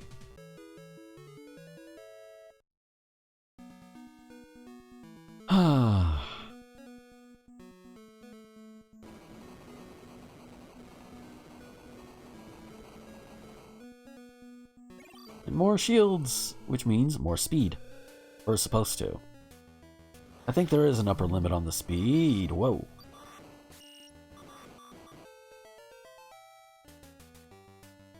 Yeah, I think if I had the second level fireball, I think it would have been okay just running with the fireball.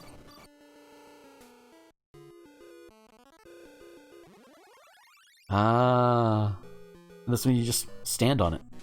Because isn't that how you always open a door? Stand on the door. Stand on a gate, you open the gate.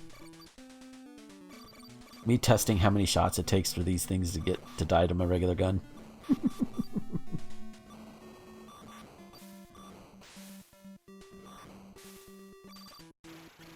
I still don't know what those things are supposed to be.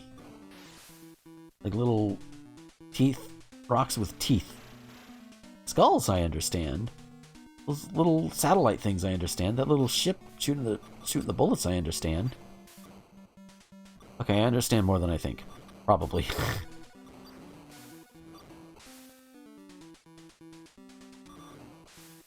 I don't know why, but those are reminding me of like critters, you know, like the movie Critters. Even though My brain makes some weird associations sometimes. I'm sure we all have some weird associations we make. So, lots of schools and... Oof. Gonna went for that. Oh, damn. Some epic dodges right there. Ooh.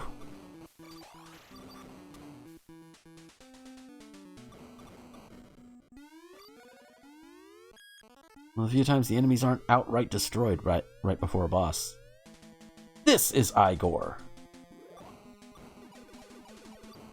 Yeah, best thing you do is just get up under there and fire it up at him. That repeller is going to do its job there. But if you can't, that's why we have the repeller. Get as close as you can, and hope it hits a lot on its way up.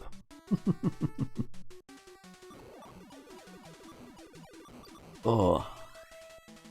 Again, if you're not worried about damage, just get under there and just barrage them. But I don't think either the fireball or the repeller will destroy his lasers. I don't think.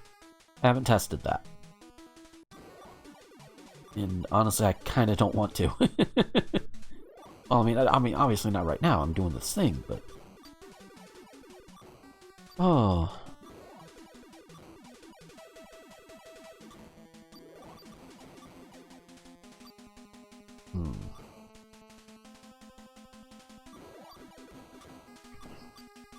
Yeah, this is honestly the easier of the two Igor fights, because the skulls aren't too bad. They'll just aim and then they'll just go in a straight line. And the rectangle key. I think I forgot to note the other key, but that's okay. I think it was the triangle. And those little homing fireballs that I mentioned. Those got an upgrade. I think most of the time when I do go through, I don't necessarily upgrade everything, but sometimes I can.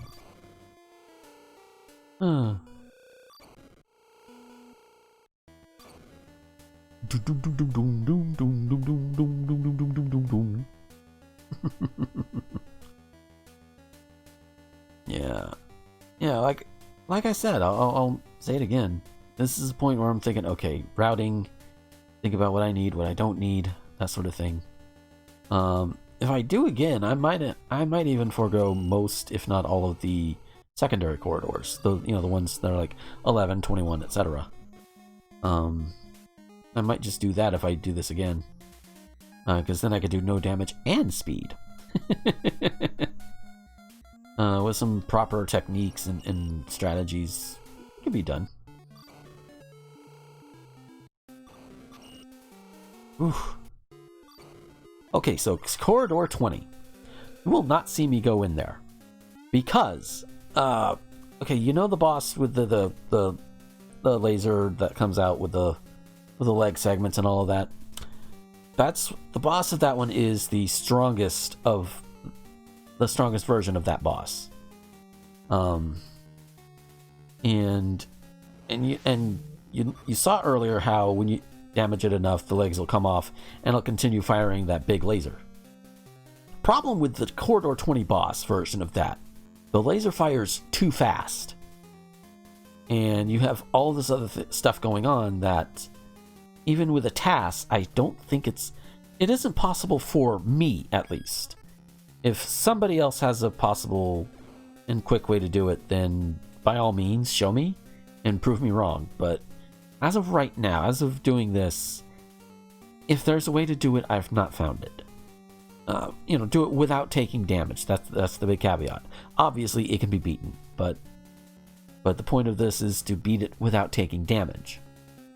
So if there's a way to do Corridor 20 and take no damage from that boss, then by all means, I'm all ears. Like show me, tell me, that sort of thing. I remember phone buzzed twice and it's like, wait, somebody texting me? No.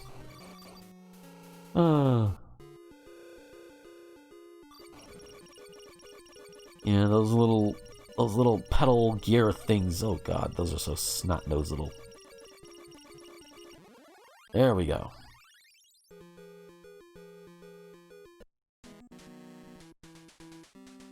Oh, in the final main corridor. Yeah, because in order to beat the game, you just have to beat the main corridors, the ones that you have the instructions to open.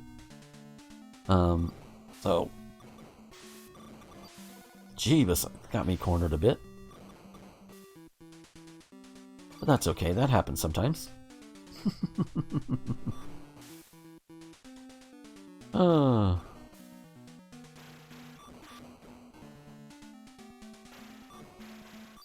And I'll admit, the closer I get to the end of this... Oof. Oh, you can't do that to the ninjas, that's right. Cannot enemy erase the ninjas. So that's something to remember. Oh.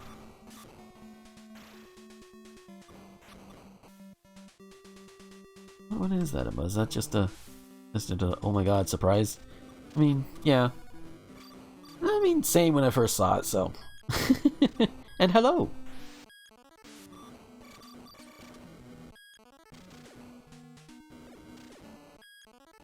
Oh boy, that gets a little wild. Yeah, I agree. It is pretty cool. It is pretty dope. It is very much dope. Yeah, if you weren't here for the beginning of it, this is a, you know, I think as the category says, it's a TAS, and the point of this one is no damage. So throughout the entire game, I take 0 damage. Like you will not see it go down. You'll see it go up because, you know, power-ups and everything, but...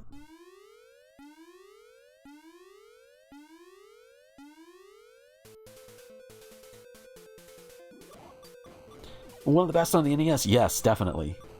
Definitely one of the best. And here we are, Igor number 2. Fucking homing squirrely... Homing... All I can really say is homing tentacle nails. It's the best I can describe them. Never known tentacles to have nails, but here we are.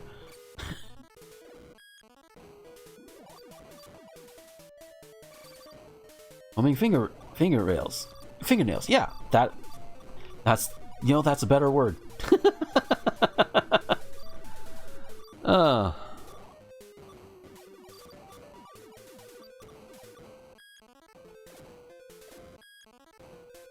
Oh.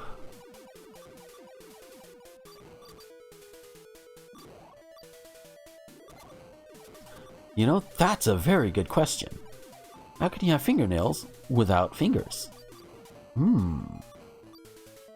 Well, I suppose, I mean, people do, like, chip off or bite off their fingernails, and then thus you would have a fingernail without a finger. But they were part of a finger to begin with, so... I don't know where I'm going with this logic.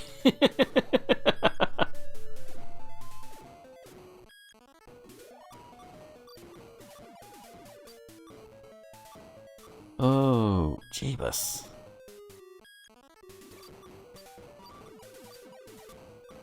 Oh, that's some good hits, yeah.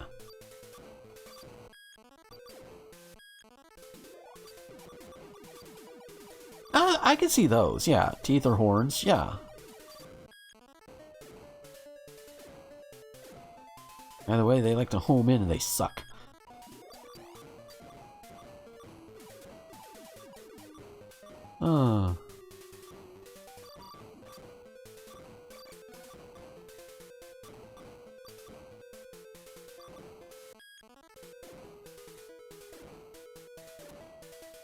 Just wait for that opening and... Oh, there it goes. Yeah, and you missed earlier, like, the longest fight on this task was the second Grimgrin fight in Corridor 8. Oh my god. That was a pain in the ass to put together. Oh. Jeebus. And at least that's all the main corridors done, and for my efforts, an enemy eraser. Oh, Jeebus.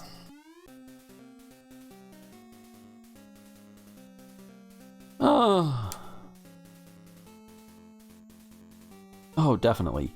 And if you're doing no damage, all those eyeballs... Have you noticed that the eyeballs have bigger hitboxes than what the sprites actually show? Because that's something I noticed when I was doing this. Is like, oh, fuck. I mean, it's not just Grimgrin either. I mean, just like all the eyeballs in general, just have bigger hitboxes. I think my chat is under this window. I just noticed, but let me change that. There we go. That should help a little bit. Yeah. It's like, why eyeballs? I mean, it helps with the alien feel, I guess, but it's weird. And then again, we're on an alien planet that's going towards Earth to destroy Earth. So we gotta just blow up this planet before they blow up ours. So... I mean, the plot's weird to begin with, so...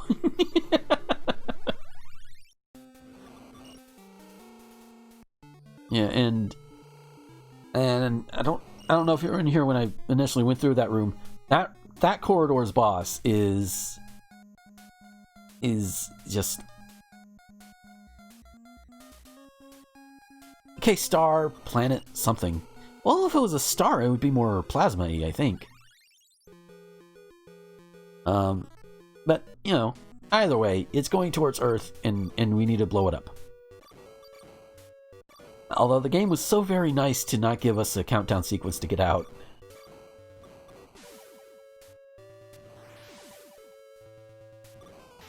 Yeah. It's kind of interesting how for this boss rush, they give you, like, weaker versions of all of the bosses. Like, really? You're not just gonna throw the... I mean, then again, by this point, you know, you're at the end of the game. You'd think, hey, throw the kitchen sink at you at this point. Make it even harder, but no. I guess it's a bit of a breather level, and that's fine. Especially since the battle that's supposed to come next.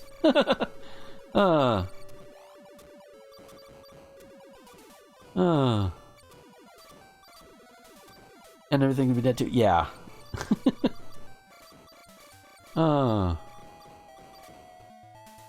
yeah, that guy in Corridor 20, just impossible to do without taking damage. I tried every which way. It's like, no, it's just not happening. Because that big laser comes out way too fast once it's done.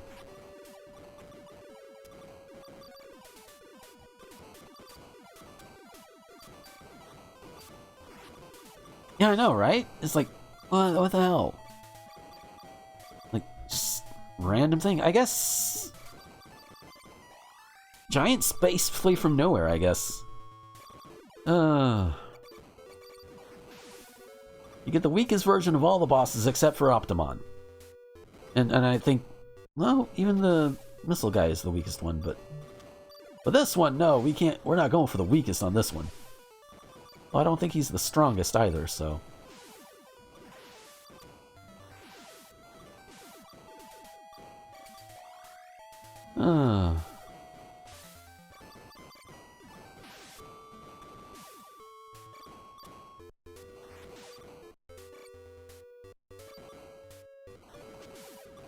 Yeah, not much of it because it's just... all those things. The one area is strong. Probably? It probably is. Oh, and Grimgrin, hi. At least you're not the bullshit one with the blue eyeballs. Thank goodness for small favors, I guess. See, this is the fun one to fight. Because you don't have blue eyeballs coming after you.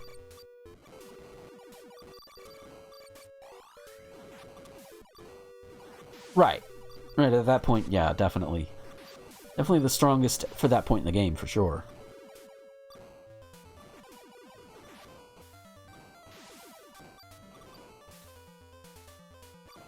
Ooh.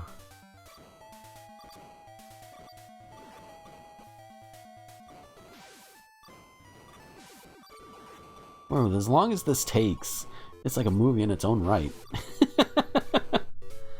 Because I think the final time on this video is like an hour 54 or something, which definitely can be done a lot faster, but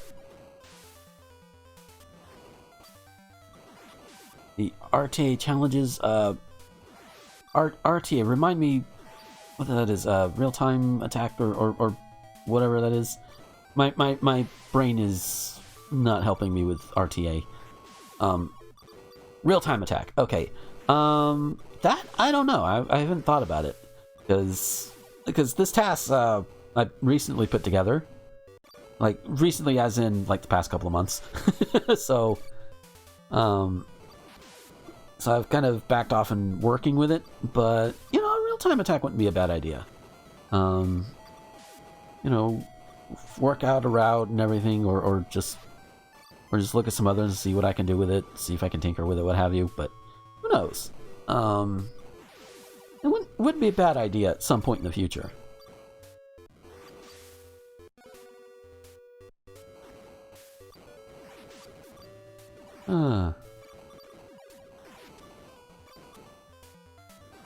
I'll admit, this part right here is kind of one of the reasons why I like this first Grim Grin. You don't have the blue eyeballs, and you just fire up, and it's just so satisfying to just hear all those little pops. Just pop, pop, pop, pop, pop. As long as you do it without taking damage, or even if you can, it's still fun.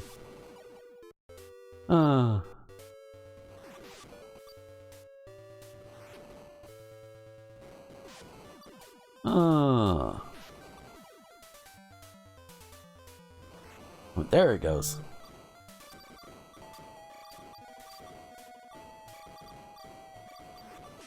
Okay, so it's the second one of that particular one. Okay. I thought it was going to be the weakest. No, it's the not so weakest. Oh. I hate when it goes down to the bottom.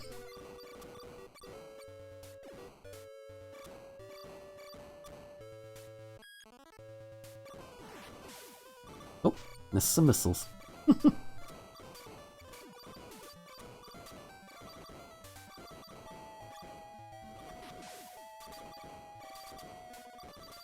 Yeah, I know TASvideos.org has has a couple of runs of this game where it's just either, I think it's any % as fast as possible, where they don't worry about whether or not you take damage. In fact, I think they use it to save time. So, wow, my phone was just going weird. But yeah, TAS Videos does have one where it's just, you go through and, you know, damage to save time. There is actually one thing coming up, and I'll definitely point it out, that I picked up from a from a, yeah, I think so. Like, definitely faster than this.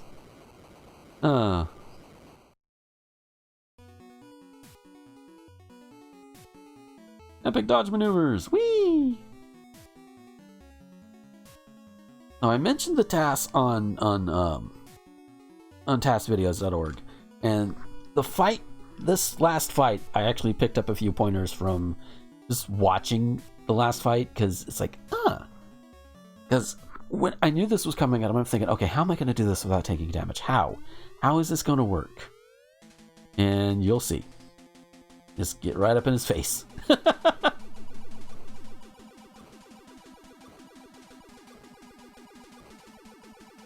Which, to me, you know, before this, I was like, okay, that could not work. But it does.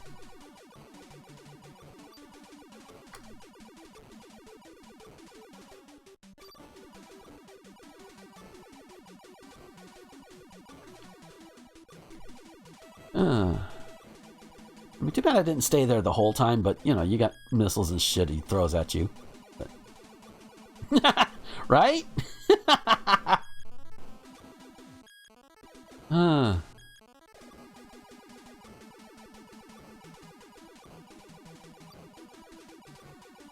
Just keep going, right in the eye.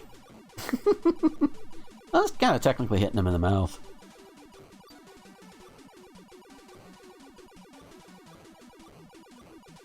There he goes.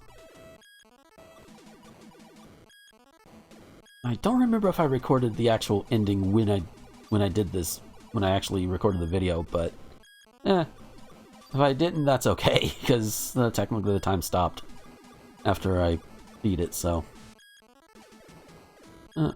Wow. That's a bunch of enemy races in procession there. Jeebus.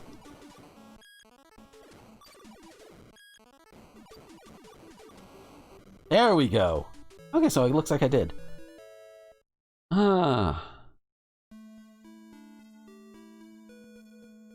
Yeah.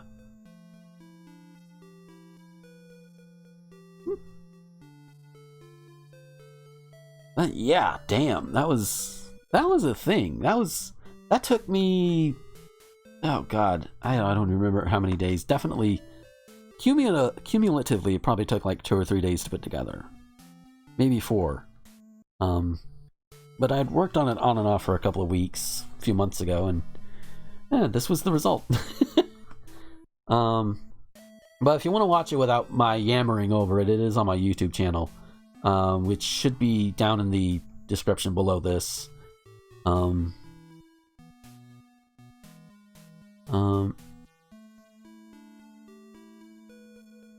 wow. So okay, that is. Oh, I did not know that about the flash cart. I normally I don't have access to flash carts or anything, so everything I do when it comes to like retro games, unless it's something I could do on the Switch, it's usually emulated. So, I mean, with TAS, of course, it has to be emulated. But yeah, I didn't know that about that game, huh? So yeah, I think. Well, right now I'm going to take a small break because I've been drinking a lot of water. Then I'll come back and I will actually do some Animal Crossing because I've needed to finish up my stuff on that one anyway. Finish my dailies on that, and it's like, yeah, no better time than doing it on stream. Plus, I go until 9 Central, so gotta have a little bit something to fill it up. So, how much time is actually... Oh, there it goes. Okay.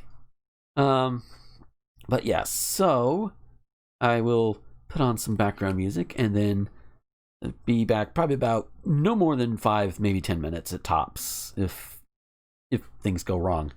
So yeah, I will return in just one moment. Here, enjoy some Pokémon music, I guess.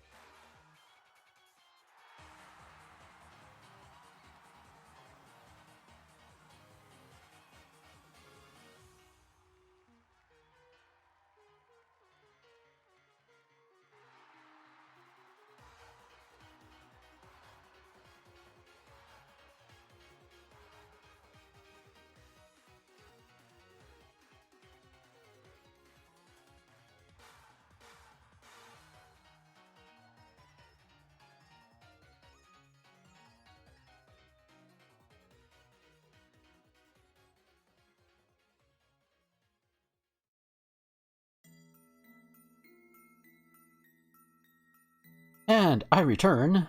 So yeah, I'm going to switch over to Animal Crossing. It's loading up right now. And the thing is, for whatever reason, my capture device, I mentioned it on previous streams, but my capture device is not capturing the audio like it's supposed to. And I'm just not sure why. I've tinkered with it, tried different things. The only thing I haven't done is unplugged and plugged it back in, which, considering it's plugged into the back of my computer, I don't want to get to it yet. So I'm keeping the background music on for that. Turn it down a little bit, though. Well, I don't know. Just, that should work. I hope. Actually, before I do too much in it... Oh, better... Oof. Before I do too awful much, Alright, no scorpion. Good. Let me actually get over there and do the update, because, hi, this is no longer Guardian Legend.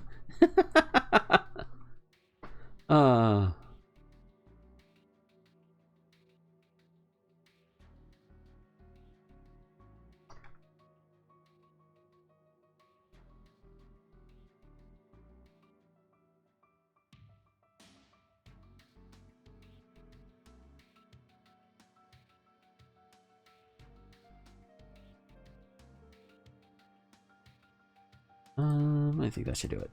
Yeah. There we go. Alrighty. Alright, so not much. Honestly, there's not too much for me to do, but oh, it's doing a bit of a rain. Nice. If I run into a scorpion, I am going to run the other way. I have had bad luck with scorpions. I had good luck with tarantulas, but not scorpions for some reason. And I got some golden roses. But yeah, the main thing I want to do is mostly just check on the turnip prices. And I don't think I need to deposit anything. Talk to some villagers, though. Bow wow!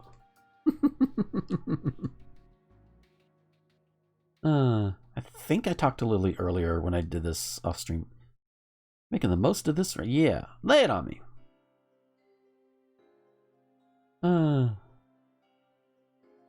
I've read that the right questions can reveal someone's personality. With that in mind, you watch much TV? What type of shows do you like to watch? I don't watch a lot of TV, honestly.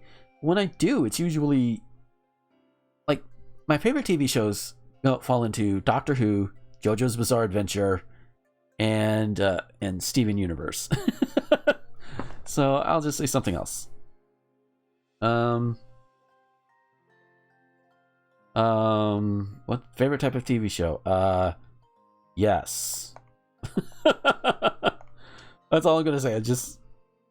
Yes? That's right. Oh, really? So you're a fan of Yes?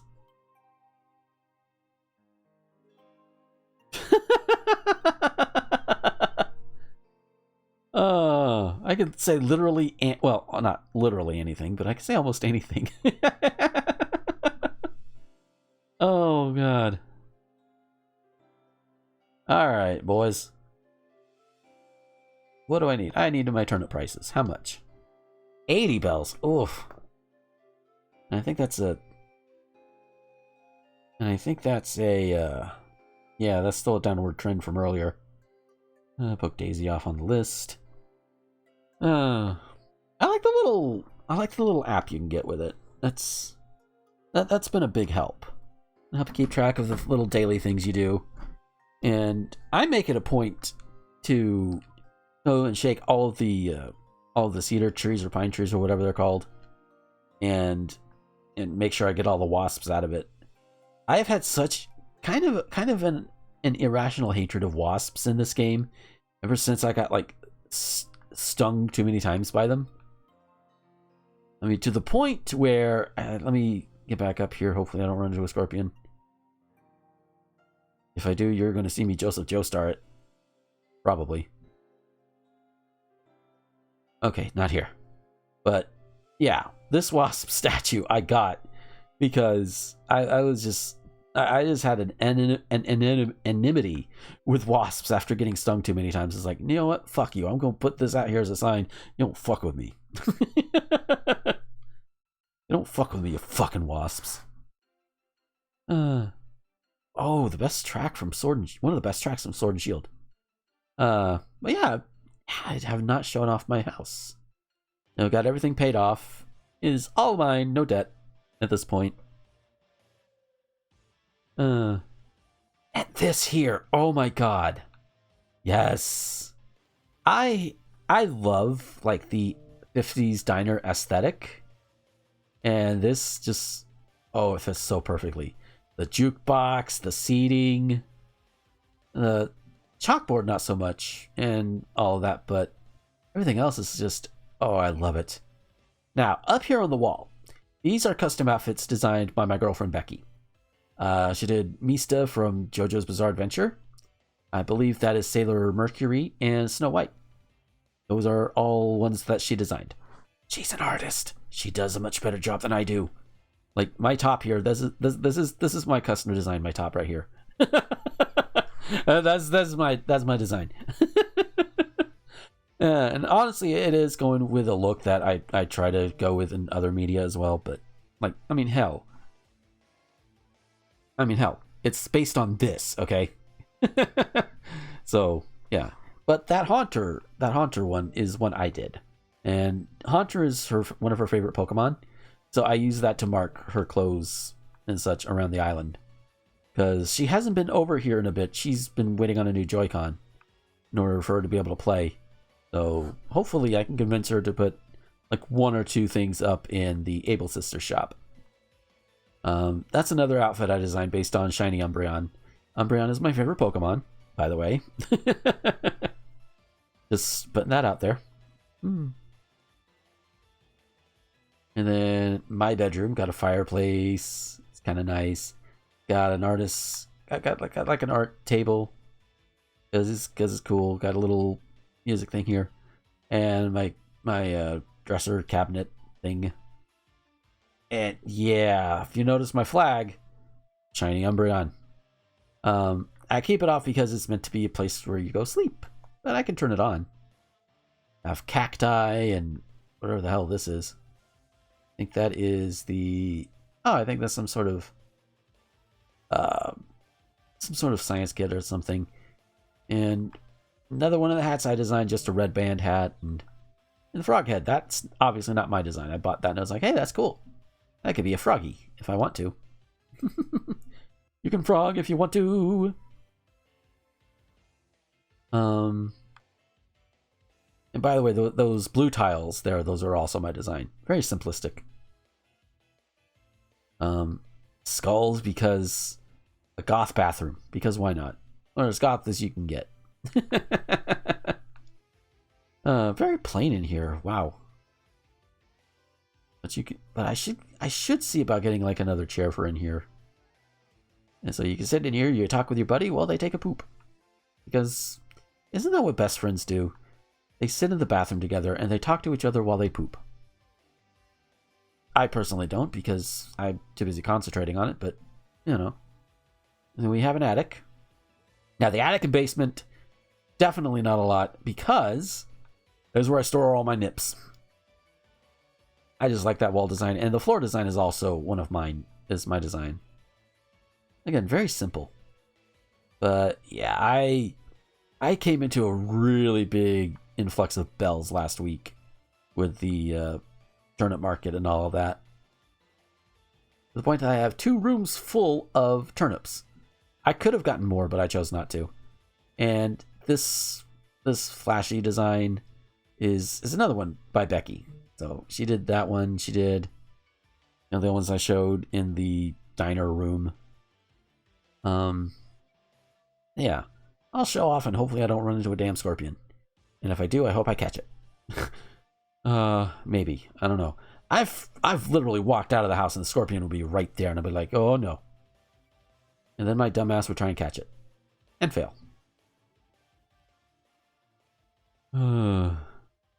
It's weird, like the little things that make you a little that make you a little bit afraid to just want to walk around at night.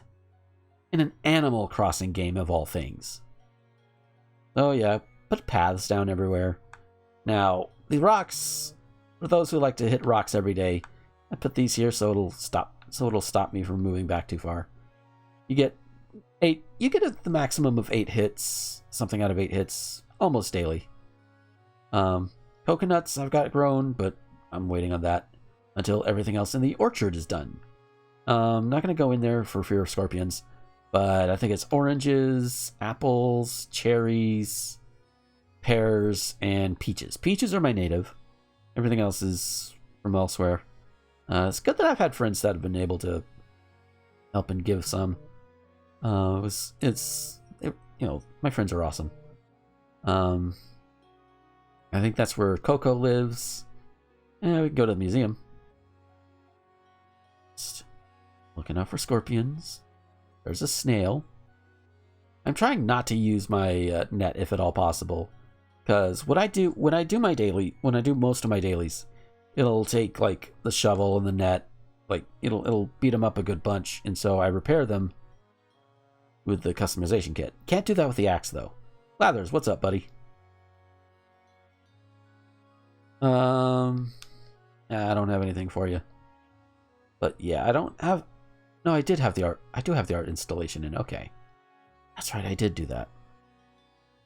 This red hasn't shown up again. Little foxy fuck. And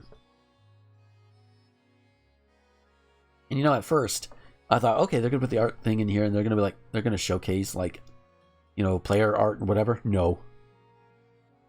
No, it's like actual art and everything is... Yeah, it's very bare.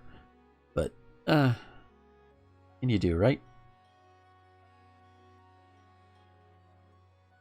Oh. So little art. Scary painting. Donated in May. In a month. Otani Oniji III as Yako Edobe. Print from the mid Edo period by Toshusai Sharaku, depicting a famous actor of the time. Sharaku made roughly 140 ukiyo-e prints in his career, even though it only spanned around 10 months. Wow, that's pretty awesome, especially with the mediums you only had to work with at the time. Like, it's one thing to do that much nowadays, now that we have like digital and everything like that, but just back then, wow. And even then, still 140 in like 10 months, especially with good quality. That's still nothing to sneeze at, by the way. And I got most of my fossils done. I'm only missing a few, but I'm not going out there and be like, oh, hey, give me this, I need that, and all that. I could. I know people that would have them and be willing to give them, but I just don't want to bother them.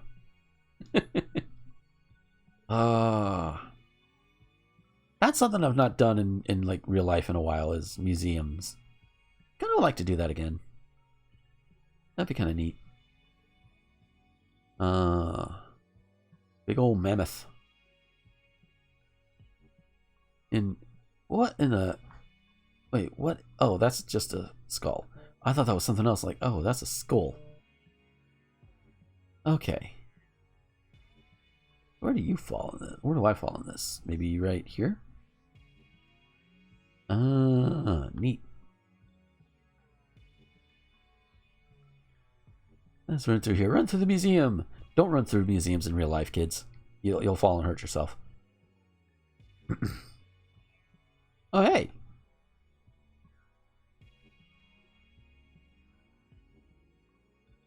So, what's up? Tell from the bones that some of these creatures were huge, terrifying monsters. Probably scream myself hoarse if I ever ran into one somehow. Yeah, that's fair. Oh, yeah. Oh, these Nook Miles. Maybe in a future stream I'll like go and do some island hopping, but not now. Not when I could run into scorpions.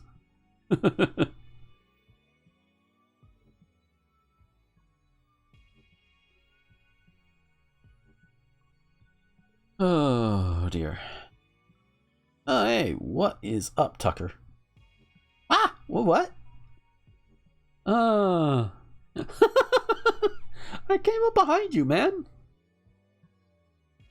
Are there rocks? Bones? Bone rocks? Do rocks have bones?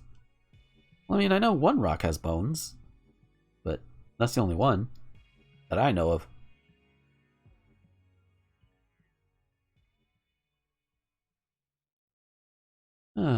We'll go check out the insect garden. Let's go check it out.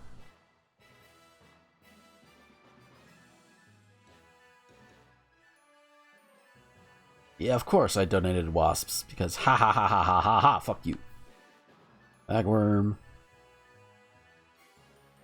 Admittedly, I have not been keeping up with, like, my insect decks, for lack of a better term, Wikipedia. I haven't been doing that. I just honestly can't be bothered.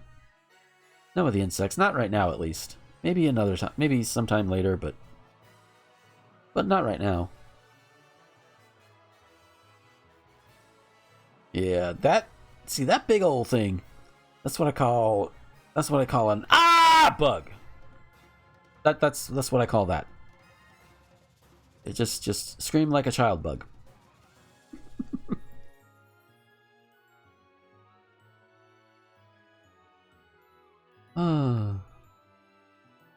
Yeah, my bug area looks barren, but that's by design. Like I said, I can't really be asked to do any of it like this. Got labs that'll experiment on bugs. Is that the hermit crab? Wharf roach. And hermit crab, okay. Okay.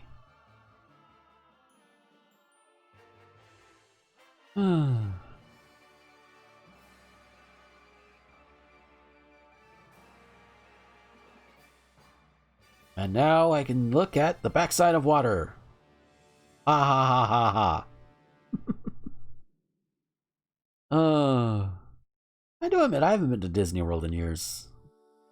You know, maybe once everything is safe and all of that, you know, and the pandemic dies down, like truly dies down, then, you know, maybe I'll go when I have the money, but definitely not yet. Definitely not yet.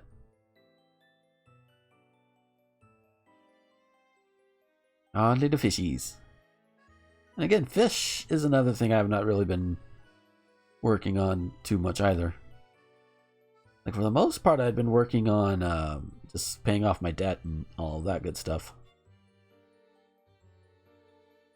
I will say that doing the dailies in this game have helped me with like the dailies that I do just around the house. Like, it helps me get into a pattern. Like, okay, you know, get up.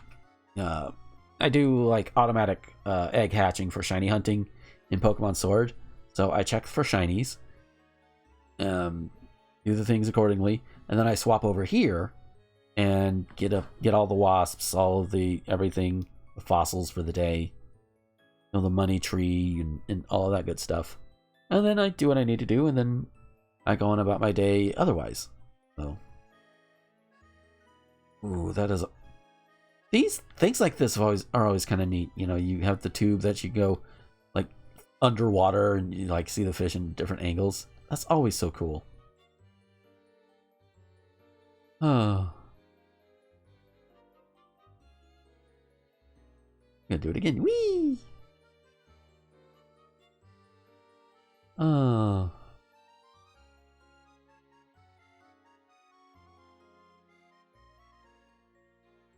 And here we go. Museum. Bigger on the inside. So is my house. Everything's bigger on the inside.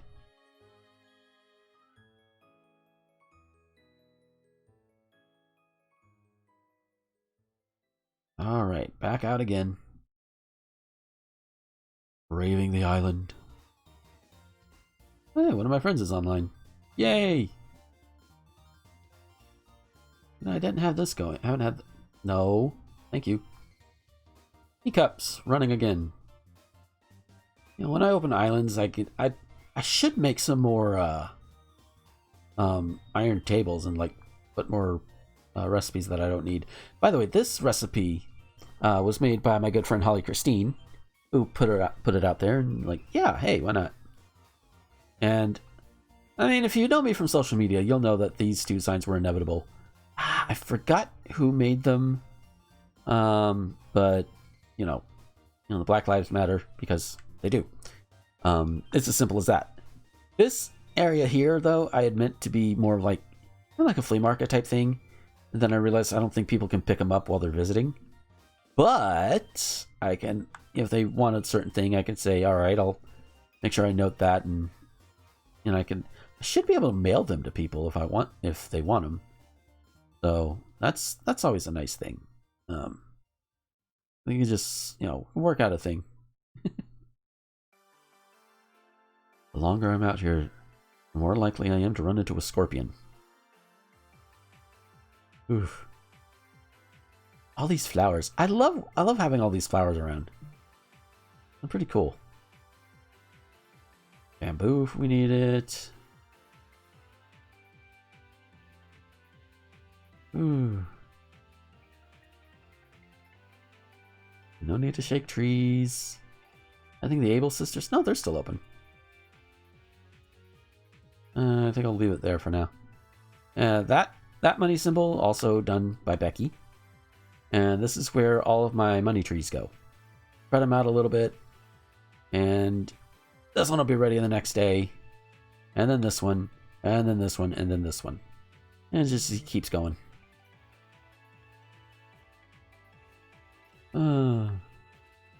Over there is just kind of nature stuff. Okay then. I name things good. More flowers. Honestly, actually, let me swap out for like a shovel that I'm not too connected to. Okay, that's which one is it from? Oh, that's the Hall of Fame from Sun and Moon. Okay, that was gonna bother me for a bit if I didn't look at it.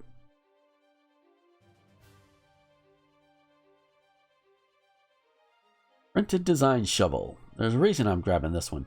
I'm gonna move some flowers around.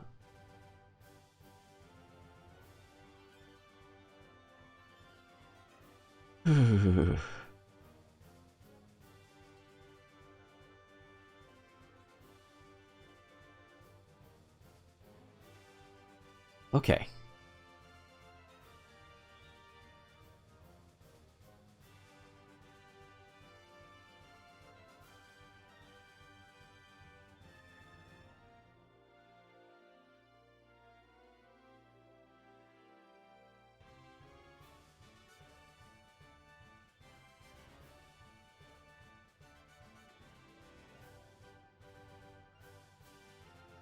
And plant those there. There we go.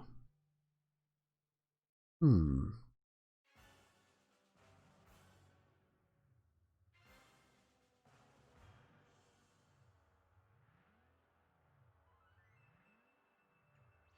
part of me wants to do like an island hop, but at the same time it's like, not this time of night, because again, I am just a little spooked by scorpions lately, so it's just no.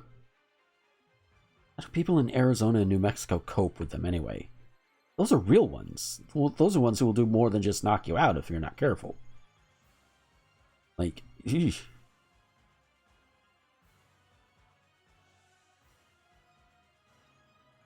And, oh yeah, and I forgot to point out earlier, out here, of course, I have some of Becky's stuff displayed out here because, of course, I do. I mean, she's my girlfriend, and I'm proud of her. So, and I'm proud of the stuff she does. And I am a big old sap. Now, what would be funny if there was a scorpion like over here somewhere, and I could like quickly get over here? Can't get me, near. That would be kind of awesome. Hey, what's up? Oh! You recently saw Rosen from Jabberwock. They sold off all their turnips, and while prices were high, they made a small fortune, yeah?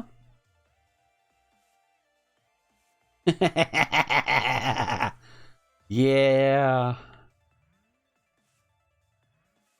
Yeah, Rosen, one of my friends, and actually one of my co-hosts on Thespian Talk, my podcast. For those who may not already know. Oh, I should get more of these lamps. I really should. Those look really cool. Put them at some of these other areas. I better have that out just in case. And Olaf is there, and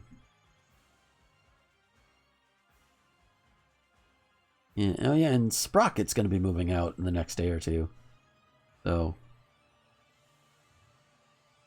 he'll be replaced by somebody else. Sprocket was actually one of the original villagers that I started with, so I was like, huh, but that's okay. I mean, it, you know, characters come, characters go. Have I talked to Diva? No, I have. Oh shit! I got a portable radio.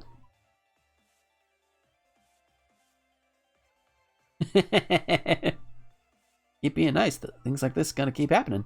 I mean, yeah. That's what happens when you're nice to people. They do nice things for you. You know, you do nice things for them. They do nice things for you.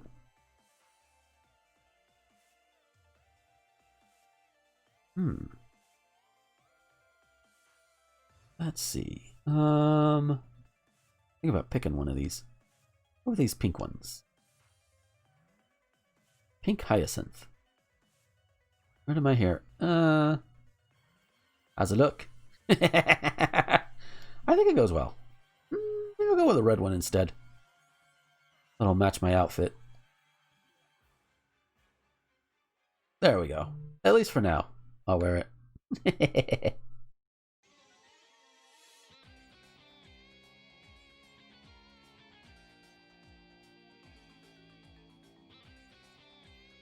Hey, Goth Sheep, what's up?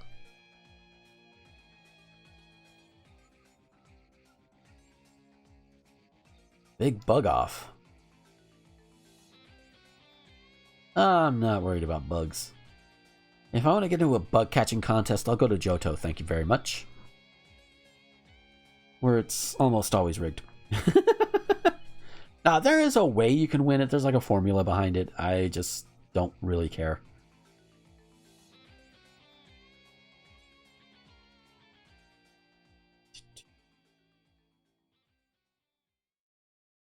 Now, one disadvantage right now is the music. You guys hear it, and then I hear it also in my ears. So it's hard to hear like the skittering of the scorpion, because I do have a separate TV that I play through. That I also put this through, so I can hear like sounds and music if I want to. But yeah, you can't hear the skittering of a scorpion if you don't have the thing. Oh, right, I could jump over here if I needed to.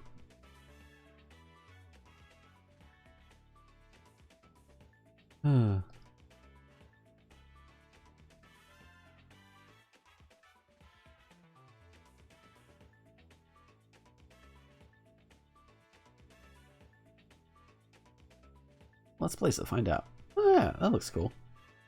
I think I'll store it for now.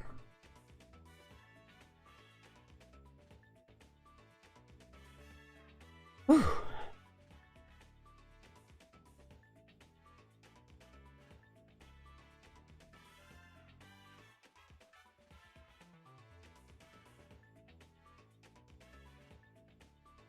And storage.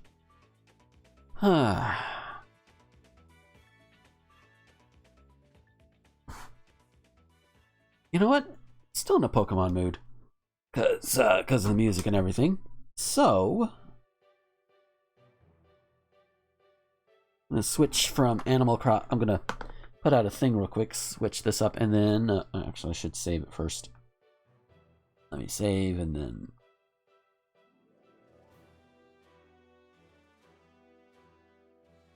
all right.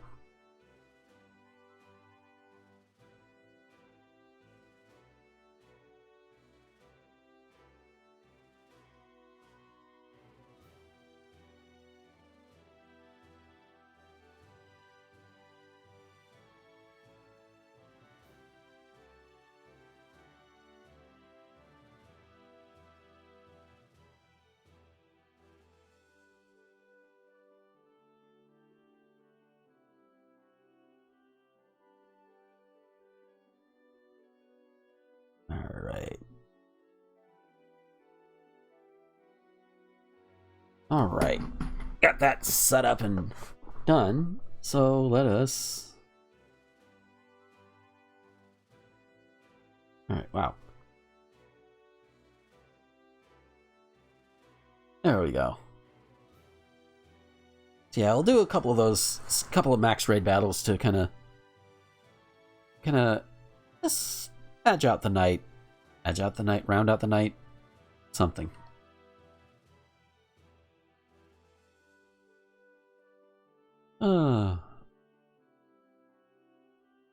And I will go do them on the Isle of Armor.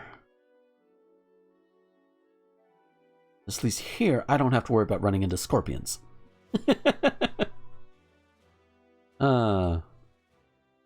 Yeah, can you tell what I've been shiny hunting?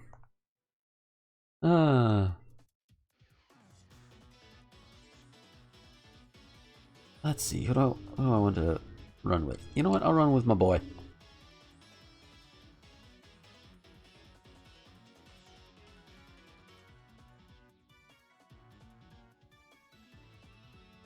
Oh god, who is it? Who is that? Oh yeah, Gladion. And of course my Umbreon is shiny. Oh, one of the coolest things. You know, while it's not the best iteration of it, you know, having your Pokemon follow you around on the Isle of Armor is pretty neat.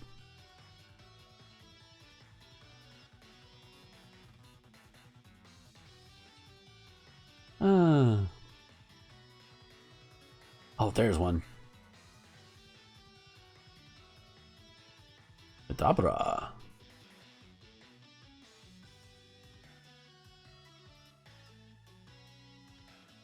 Hey, it's a little Wigglytuff. And an Azurill. Okay, so interesting thing. Like, I woke up one morning and I had a noise in my head, like an actual Pokemon cry. And for the life of me, I could not. Oh wait, I should go online, because if I'm gonna do these, I'm gonna need people to pop in. Especially that's a 5-star. It has a 5% chance to be shiny. So here we go. Zera Aurora. And I tend to use Rhyperior, also shiny, of course. I should do some shiny hunting on stream too at some point, but maybe maybe later on. All right. Can't catch it. That's fine.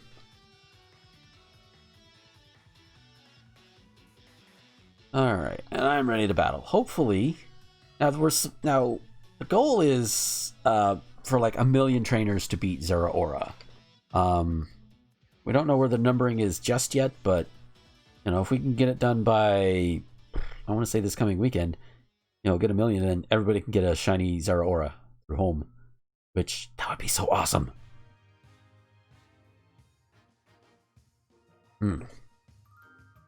So come play. And the thing is, with shiny Zeraora in these max raid battles, they're supposed to be stronger than the regular ones. Oh boy.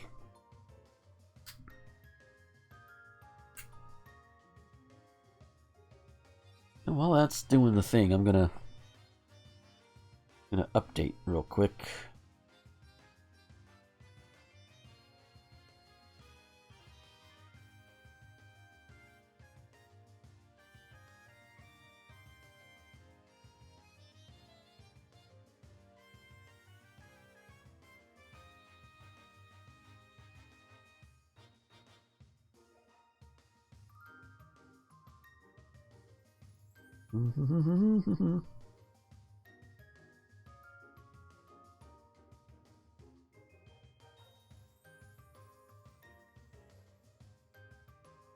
Really should use hashtags. I really should. There we go.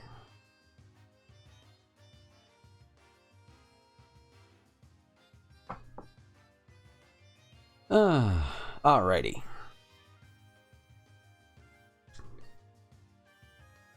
So, nobody? Really? Sometimes it happens.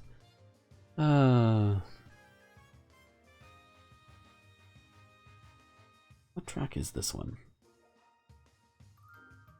Oh, Lily! Yay! It is this. Yeah, it is. It's been randomized.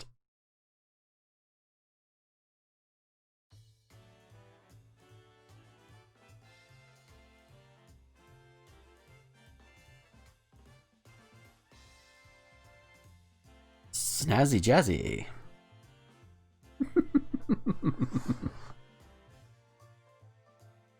I mean, not everybody liked the Festival Plaza from Gen 7, but I mean, I didn't like it because there were things that you should be able to do from just the regular menu, not have to go through that hoop, but some things like, whatever. Really? Nobody? Nobody? Oh, you guys are going to leave me at the mercy of CPU characters. Okay. I see how it is. I see how it is. Alright, alright. Nah. They probably just didn't see it. And that's fine. Oh. Is that moment when you know something has a higher than average rate of being shiny. And it's that second where it's just like heart beats a little bit faster. It's like, is this gonna be shiny? Is this gonna be shiny? No. Oh. Just imagine if it was shiny. Oh god. So, alright. Oh. Brought a Magikarp. Really? A Magikarp to a Pokemon that uses electric moves. I mean, granted, unless it uses one that hits everybody, I'll absorb them. But still. It's not like Magikarp can be max lightninged. It's a good thing I use Rhyperior.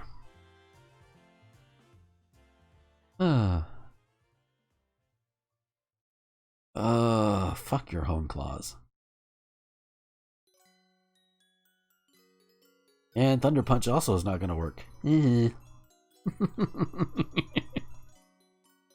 This is one of those things that makes me wonder if I should try and use special attacks with my Rhyperior because of shit like that. But it's like, I don't know. I want something more constant and it has a good physical attack, so. Come on and slam, and welcome to the jam. Remember we had a math teacher in high school. He would talk more like this. He would talk like this. It'd be the southern. It's because we're in the South U.S., you see. And he would talk like this, and one of my classmates would always imitate him and poke fun at him because we were high schoolers. We were trying to be edgy. Oh, he's pissed. The first time I saw Magikarp with Hydro Pump, that just blew my mind. Like, wait, what? You're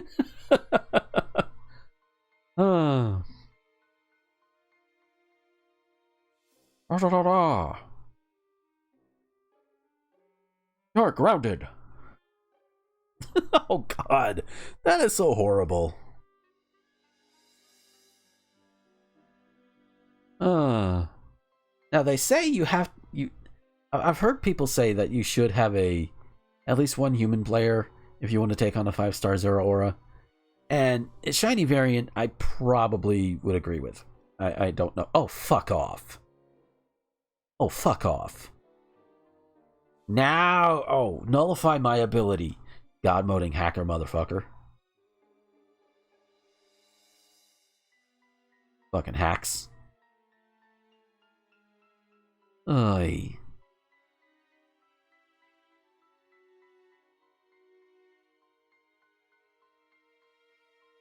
But at least you didn't hit Magikarp, which that's where I thought you would have went. Like, what the hell?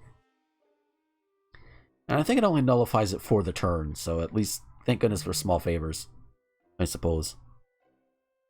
Come on in. Woof. Oh, I see. It makes all normal type moves electric. But wait a minute. I thought it was nullified for the turn. Okay. Oof.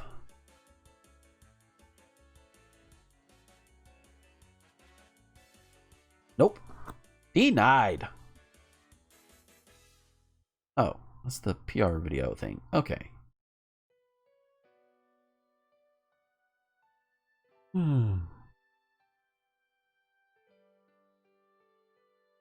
Oh.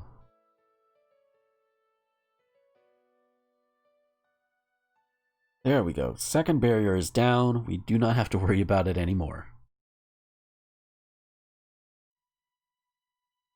You've lost 3 levels of your defenses. I think we got this one. The timing of the music! Oh, it's been 3,000 years. But your back heat more.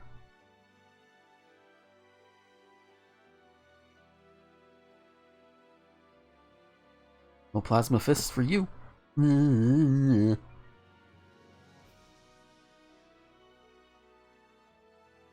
Oh shit. That thing has fire. I think this is gonna end him anyway, so I'm not gonna be too concerned. I think he used up like all of his moves already, I think. Maybe? I hope. Yeah, there it goes. Okay, now we go. A good lashing. There you go. 5-star Zero Aura soloed. I guess it just depends on the computer players they give you. But yeah, XP candies, Dynamax candies. Oh, rare candies, Comet Shard. Alright, alright, I get on board with that.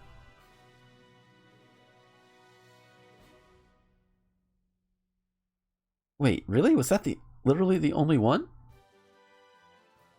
Okay. Oh,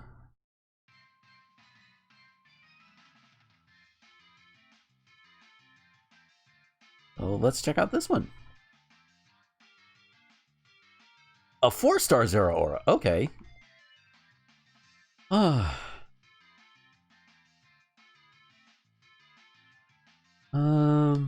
I mean, it's the safest bet, honestly, is to just go with Rhyperior. I know I can't catch it. I mean, to be completely honest, I got one of those Event Zero Aura a while ago, so I'm not too concerned about whether or not I can catch it. And it's 4-star, so it cannot be shiny, so that's good. At least I won't have that heart attack to worry about this time.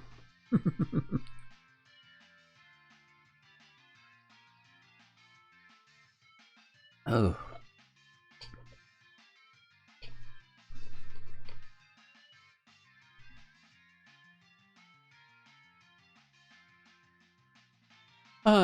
Come on, people. Come to me. If you have not beaten Zero Aura, I will help you.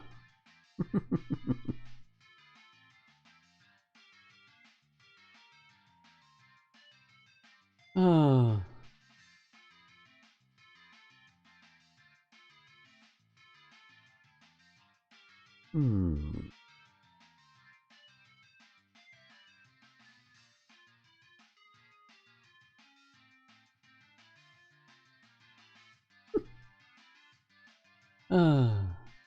Come on.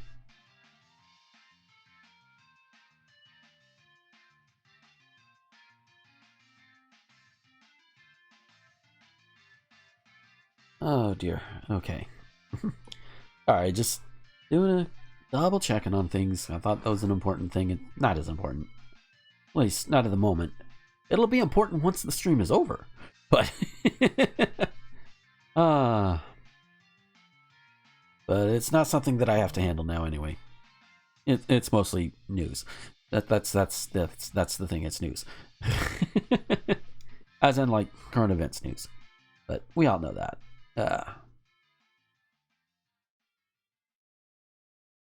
60 seconds? Ugh. Oi, oi, oi. You know, with the Crown Tundra coming, we're gonna be fighting all those Dynamax legendaries.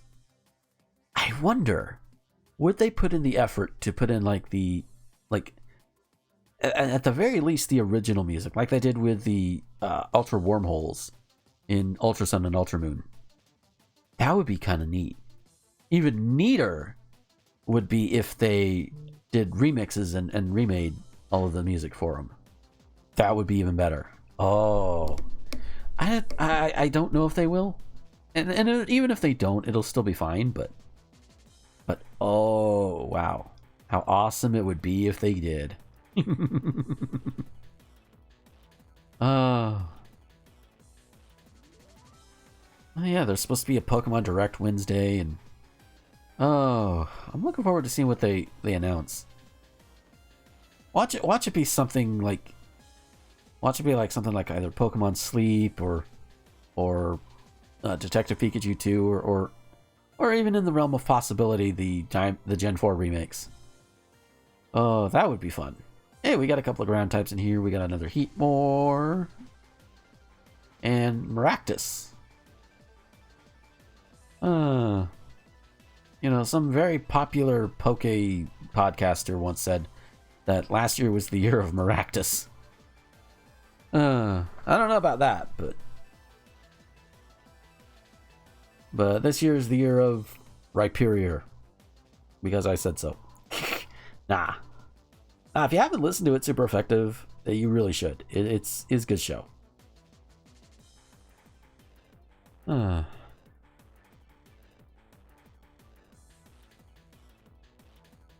And Havalash. Oh. Solar Beam. Solar Beam.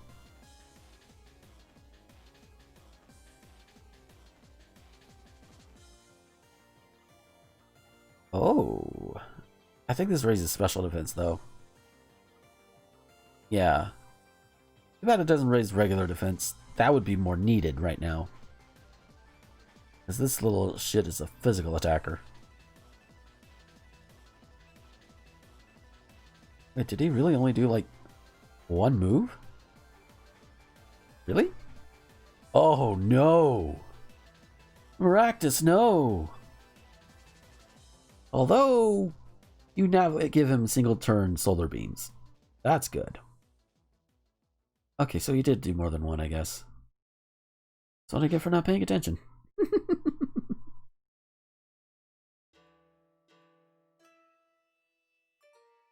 Boom!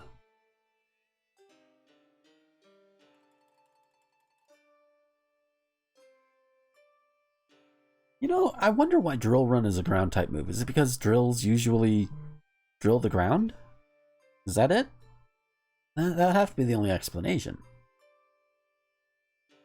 Yeah, this one's gonna go down quickly enough. This is not your year, Maractus.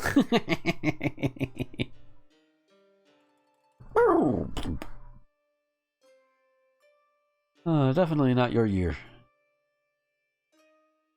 It's just not your day. Oh, alright. There we go. I wish we could catch these. That would be that would be amazing. Too many Dynamax candies, though. But, you know, you can't sell Dynamax candies. And you only have... hey, Blissey. Yeah, you only have so many Pokemon that you would use Dynamax candies on to begin with. But that's why we have the Cramomatic. I'll spend the last few minutes just putzing around with that, I reckon.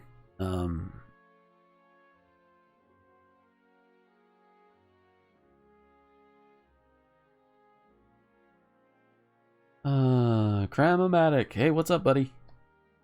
I would like to combine some items, please. Select the items you want to combine.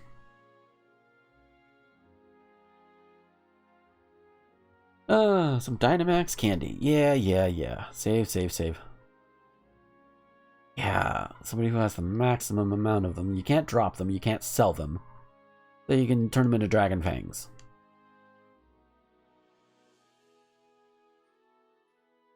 Isn't that what it takes to, like... No, wait. Keep on wanting to say Dragon Fangs help with something, but no, I think that's a different thing. I mean, I know there's the Dragon Scale, but...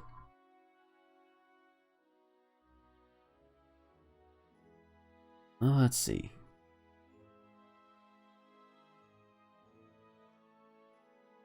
You ready to save your progress? Yes.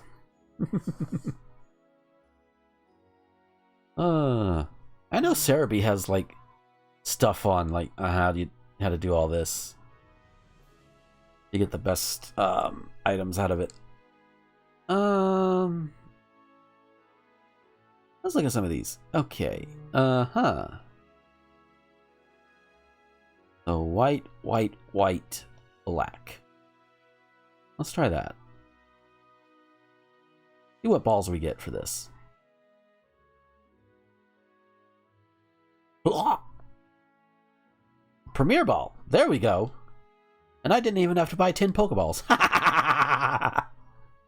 Here we go. You keep doing it again. A Great Ball. All right. Sure, let's keep going. Let's see. A Premier Ball. Okay. At first, when Premier Balls first made their, well, premiere, I didn't quite get the point of them, especially since they were just the same catch rate as the regular Pokeballs. But, you know, now after... Ooh, a Luxury Ball. But you're lacking one or more items. Ah. Okay, which ones now? Oh, the white apricorns, that's why. Let's go with 2, 3, and then green. Sure. Alright, pink and green, but majority pink. See what we get. Pokeball. Seems to be the... That seems to be the most common one. Oh. Often... Oh! Oh! Oh, I'd heard about this. Oh! Sometimes it gives you 5 of a particular ball. Okay.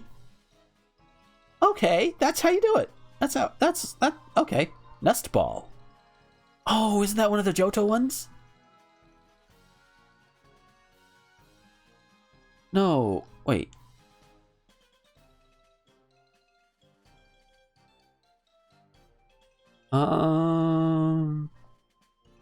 No, that's not. But not one of the apricorn balls.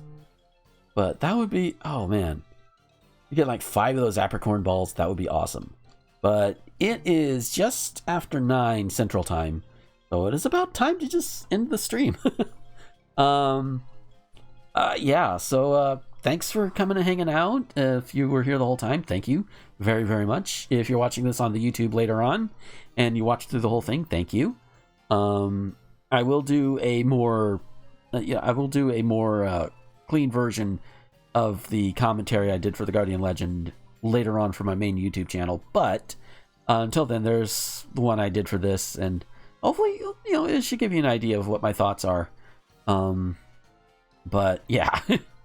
But yeah, thanks for coming and hanging out, and yeah, no stream on Wednesday because there is the Twitch blackout thing that's going to be going on, so I'm not going to be streaming on Wednesday to stand in solidarity with those who are... The whole premise behind it is that, you know, people are calling out Twitch for just not really doing anything with some of the pests that are on the platform. And so to stand in solidarity with them, I'm taking part in it. Because yeah, we don't like sex pests here. They are not good people. So so anyway, so no stream Wednesday, but so I will be back Friday, and hopefully I'll have a few things upgraded and taken care of by then. Wednesday, Thursday, Friday. I have 4 days, so I better do something. So yeah, I will see you guys Friday And until then, this is Gomer, the Ranting Thespian, signing off. Bye-bye.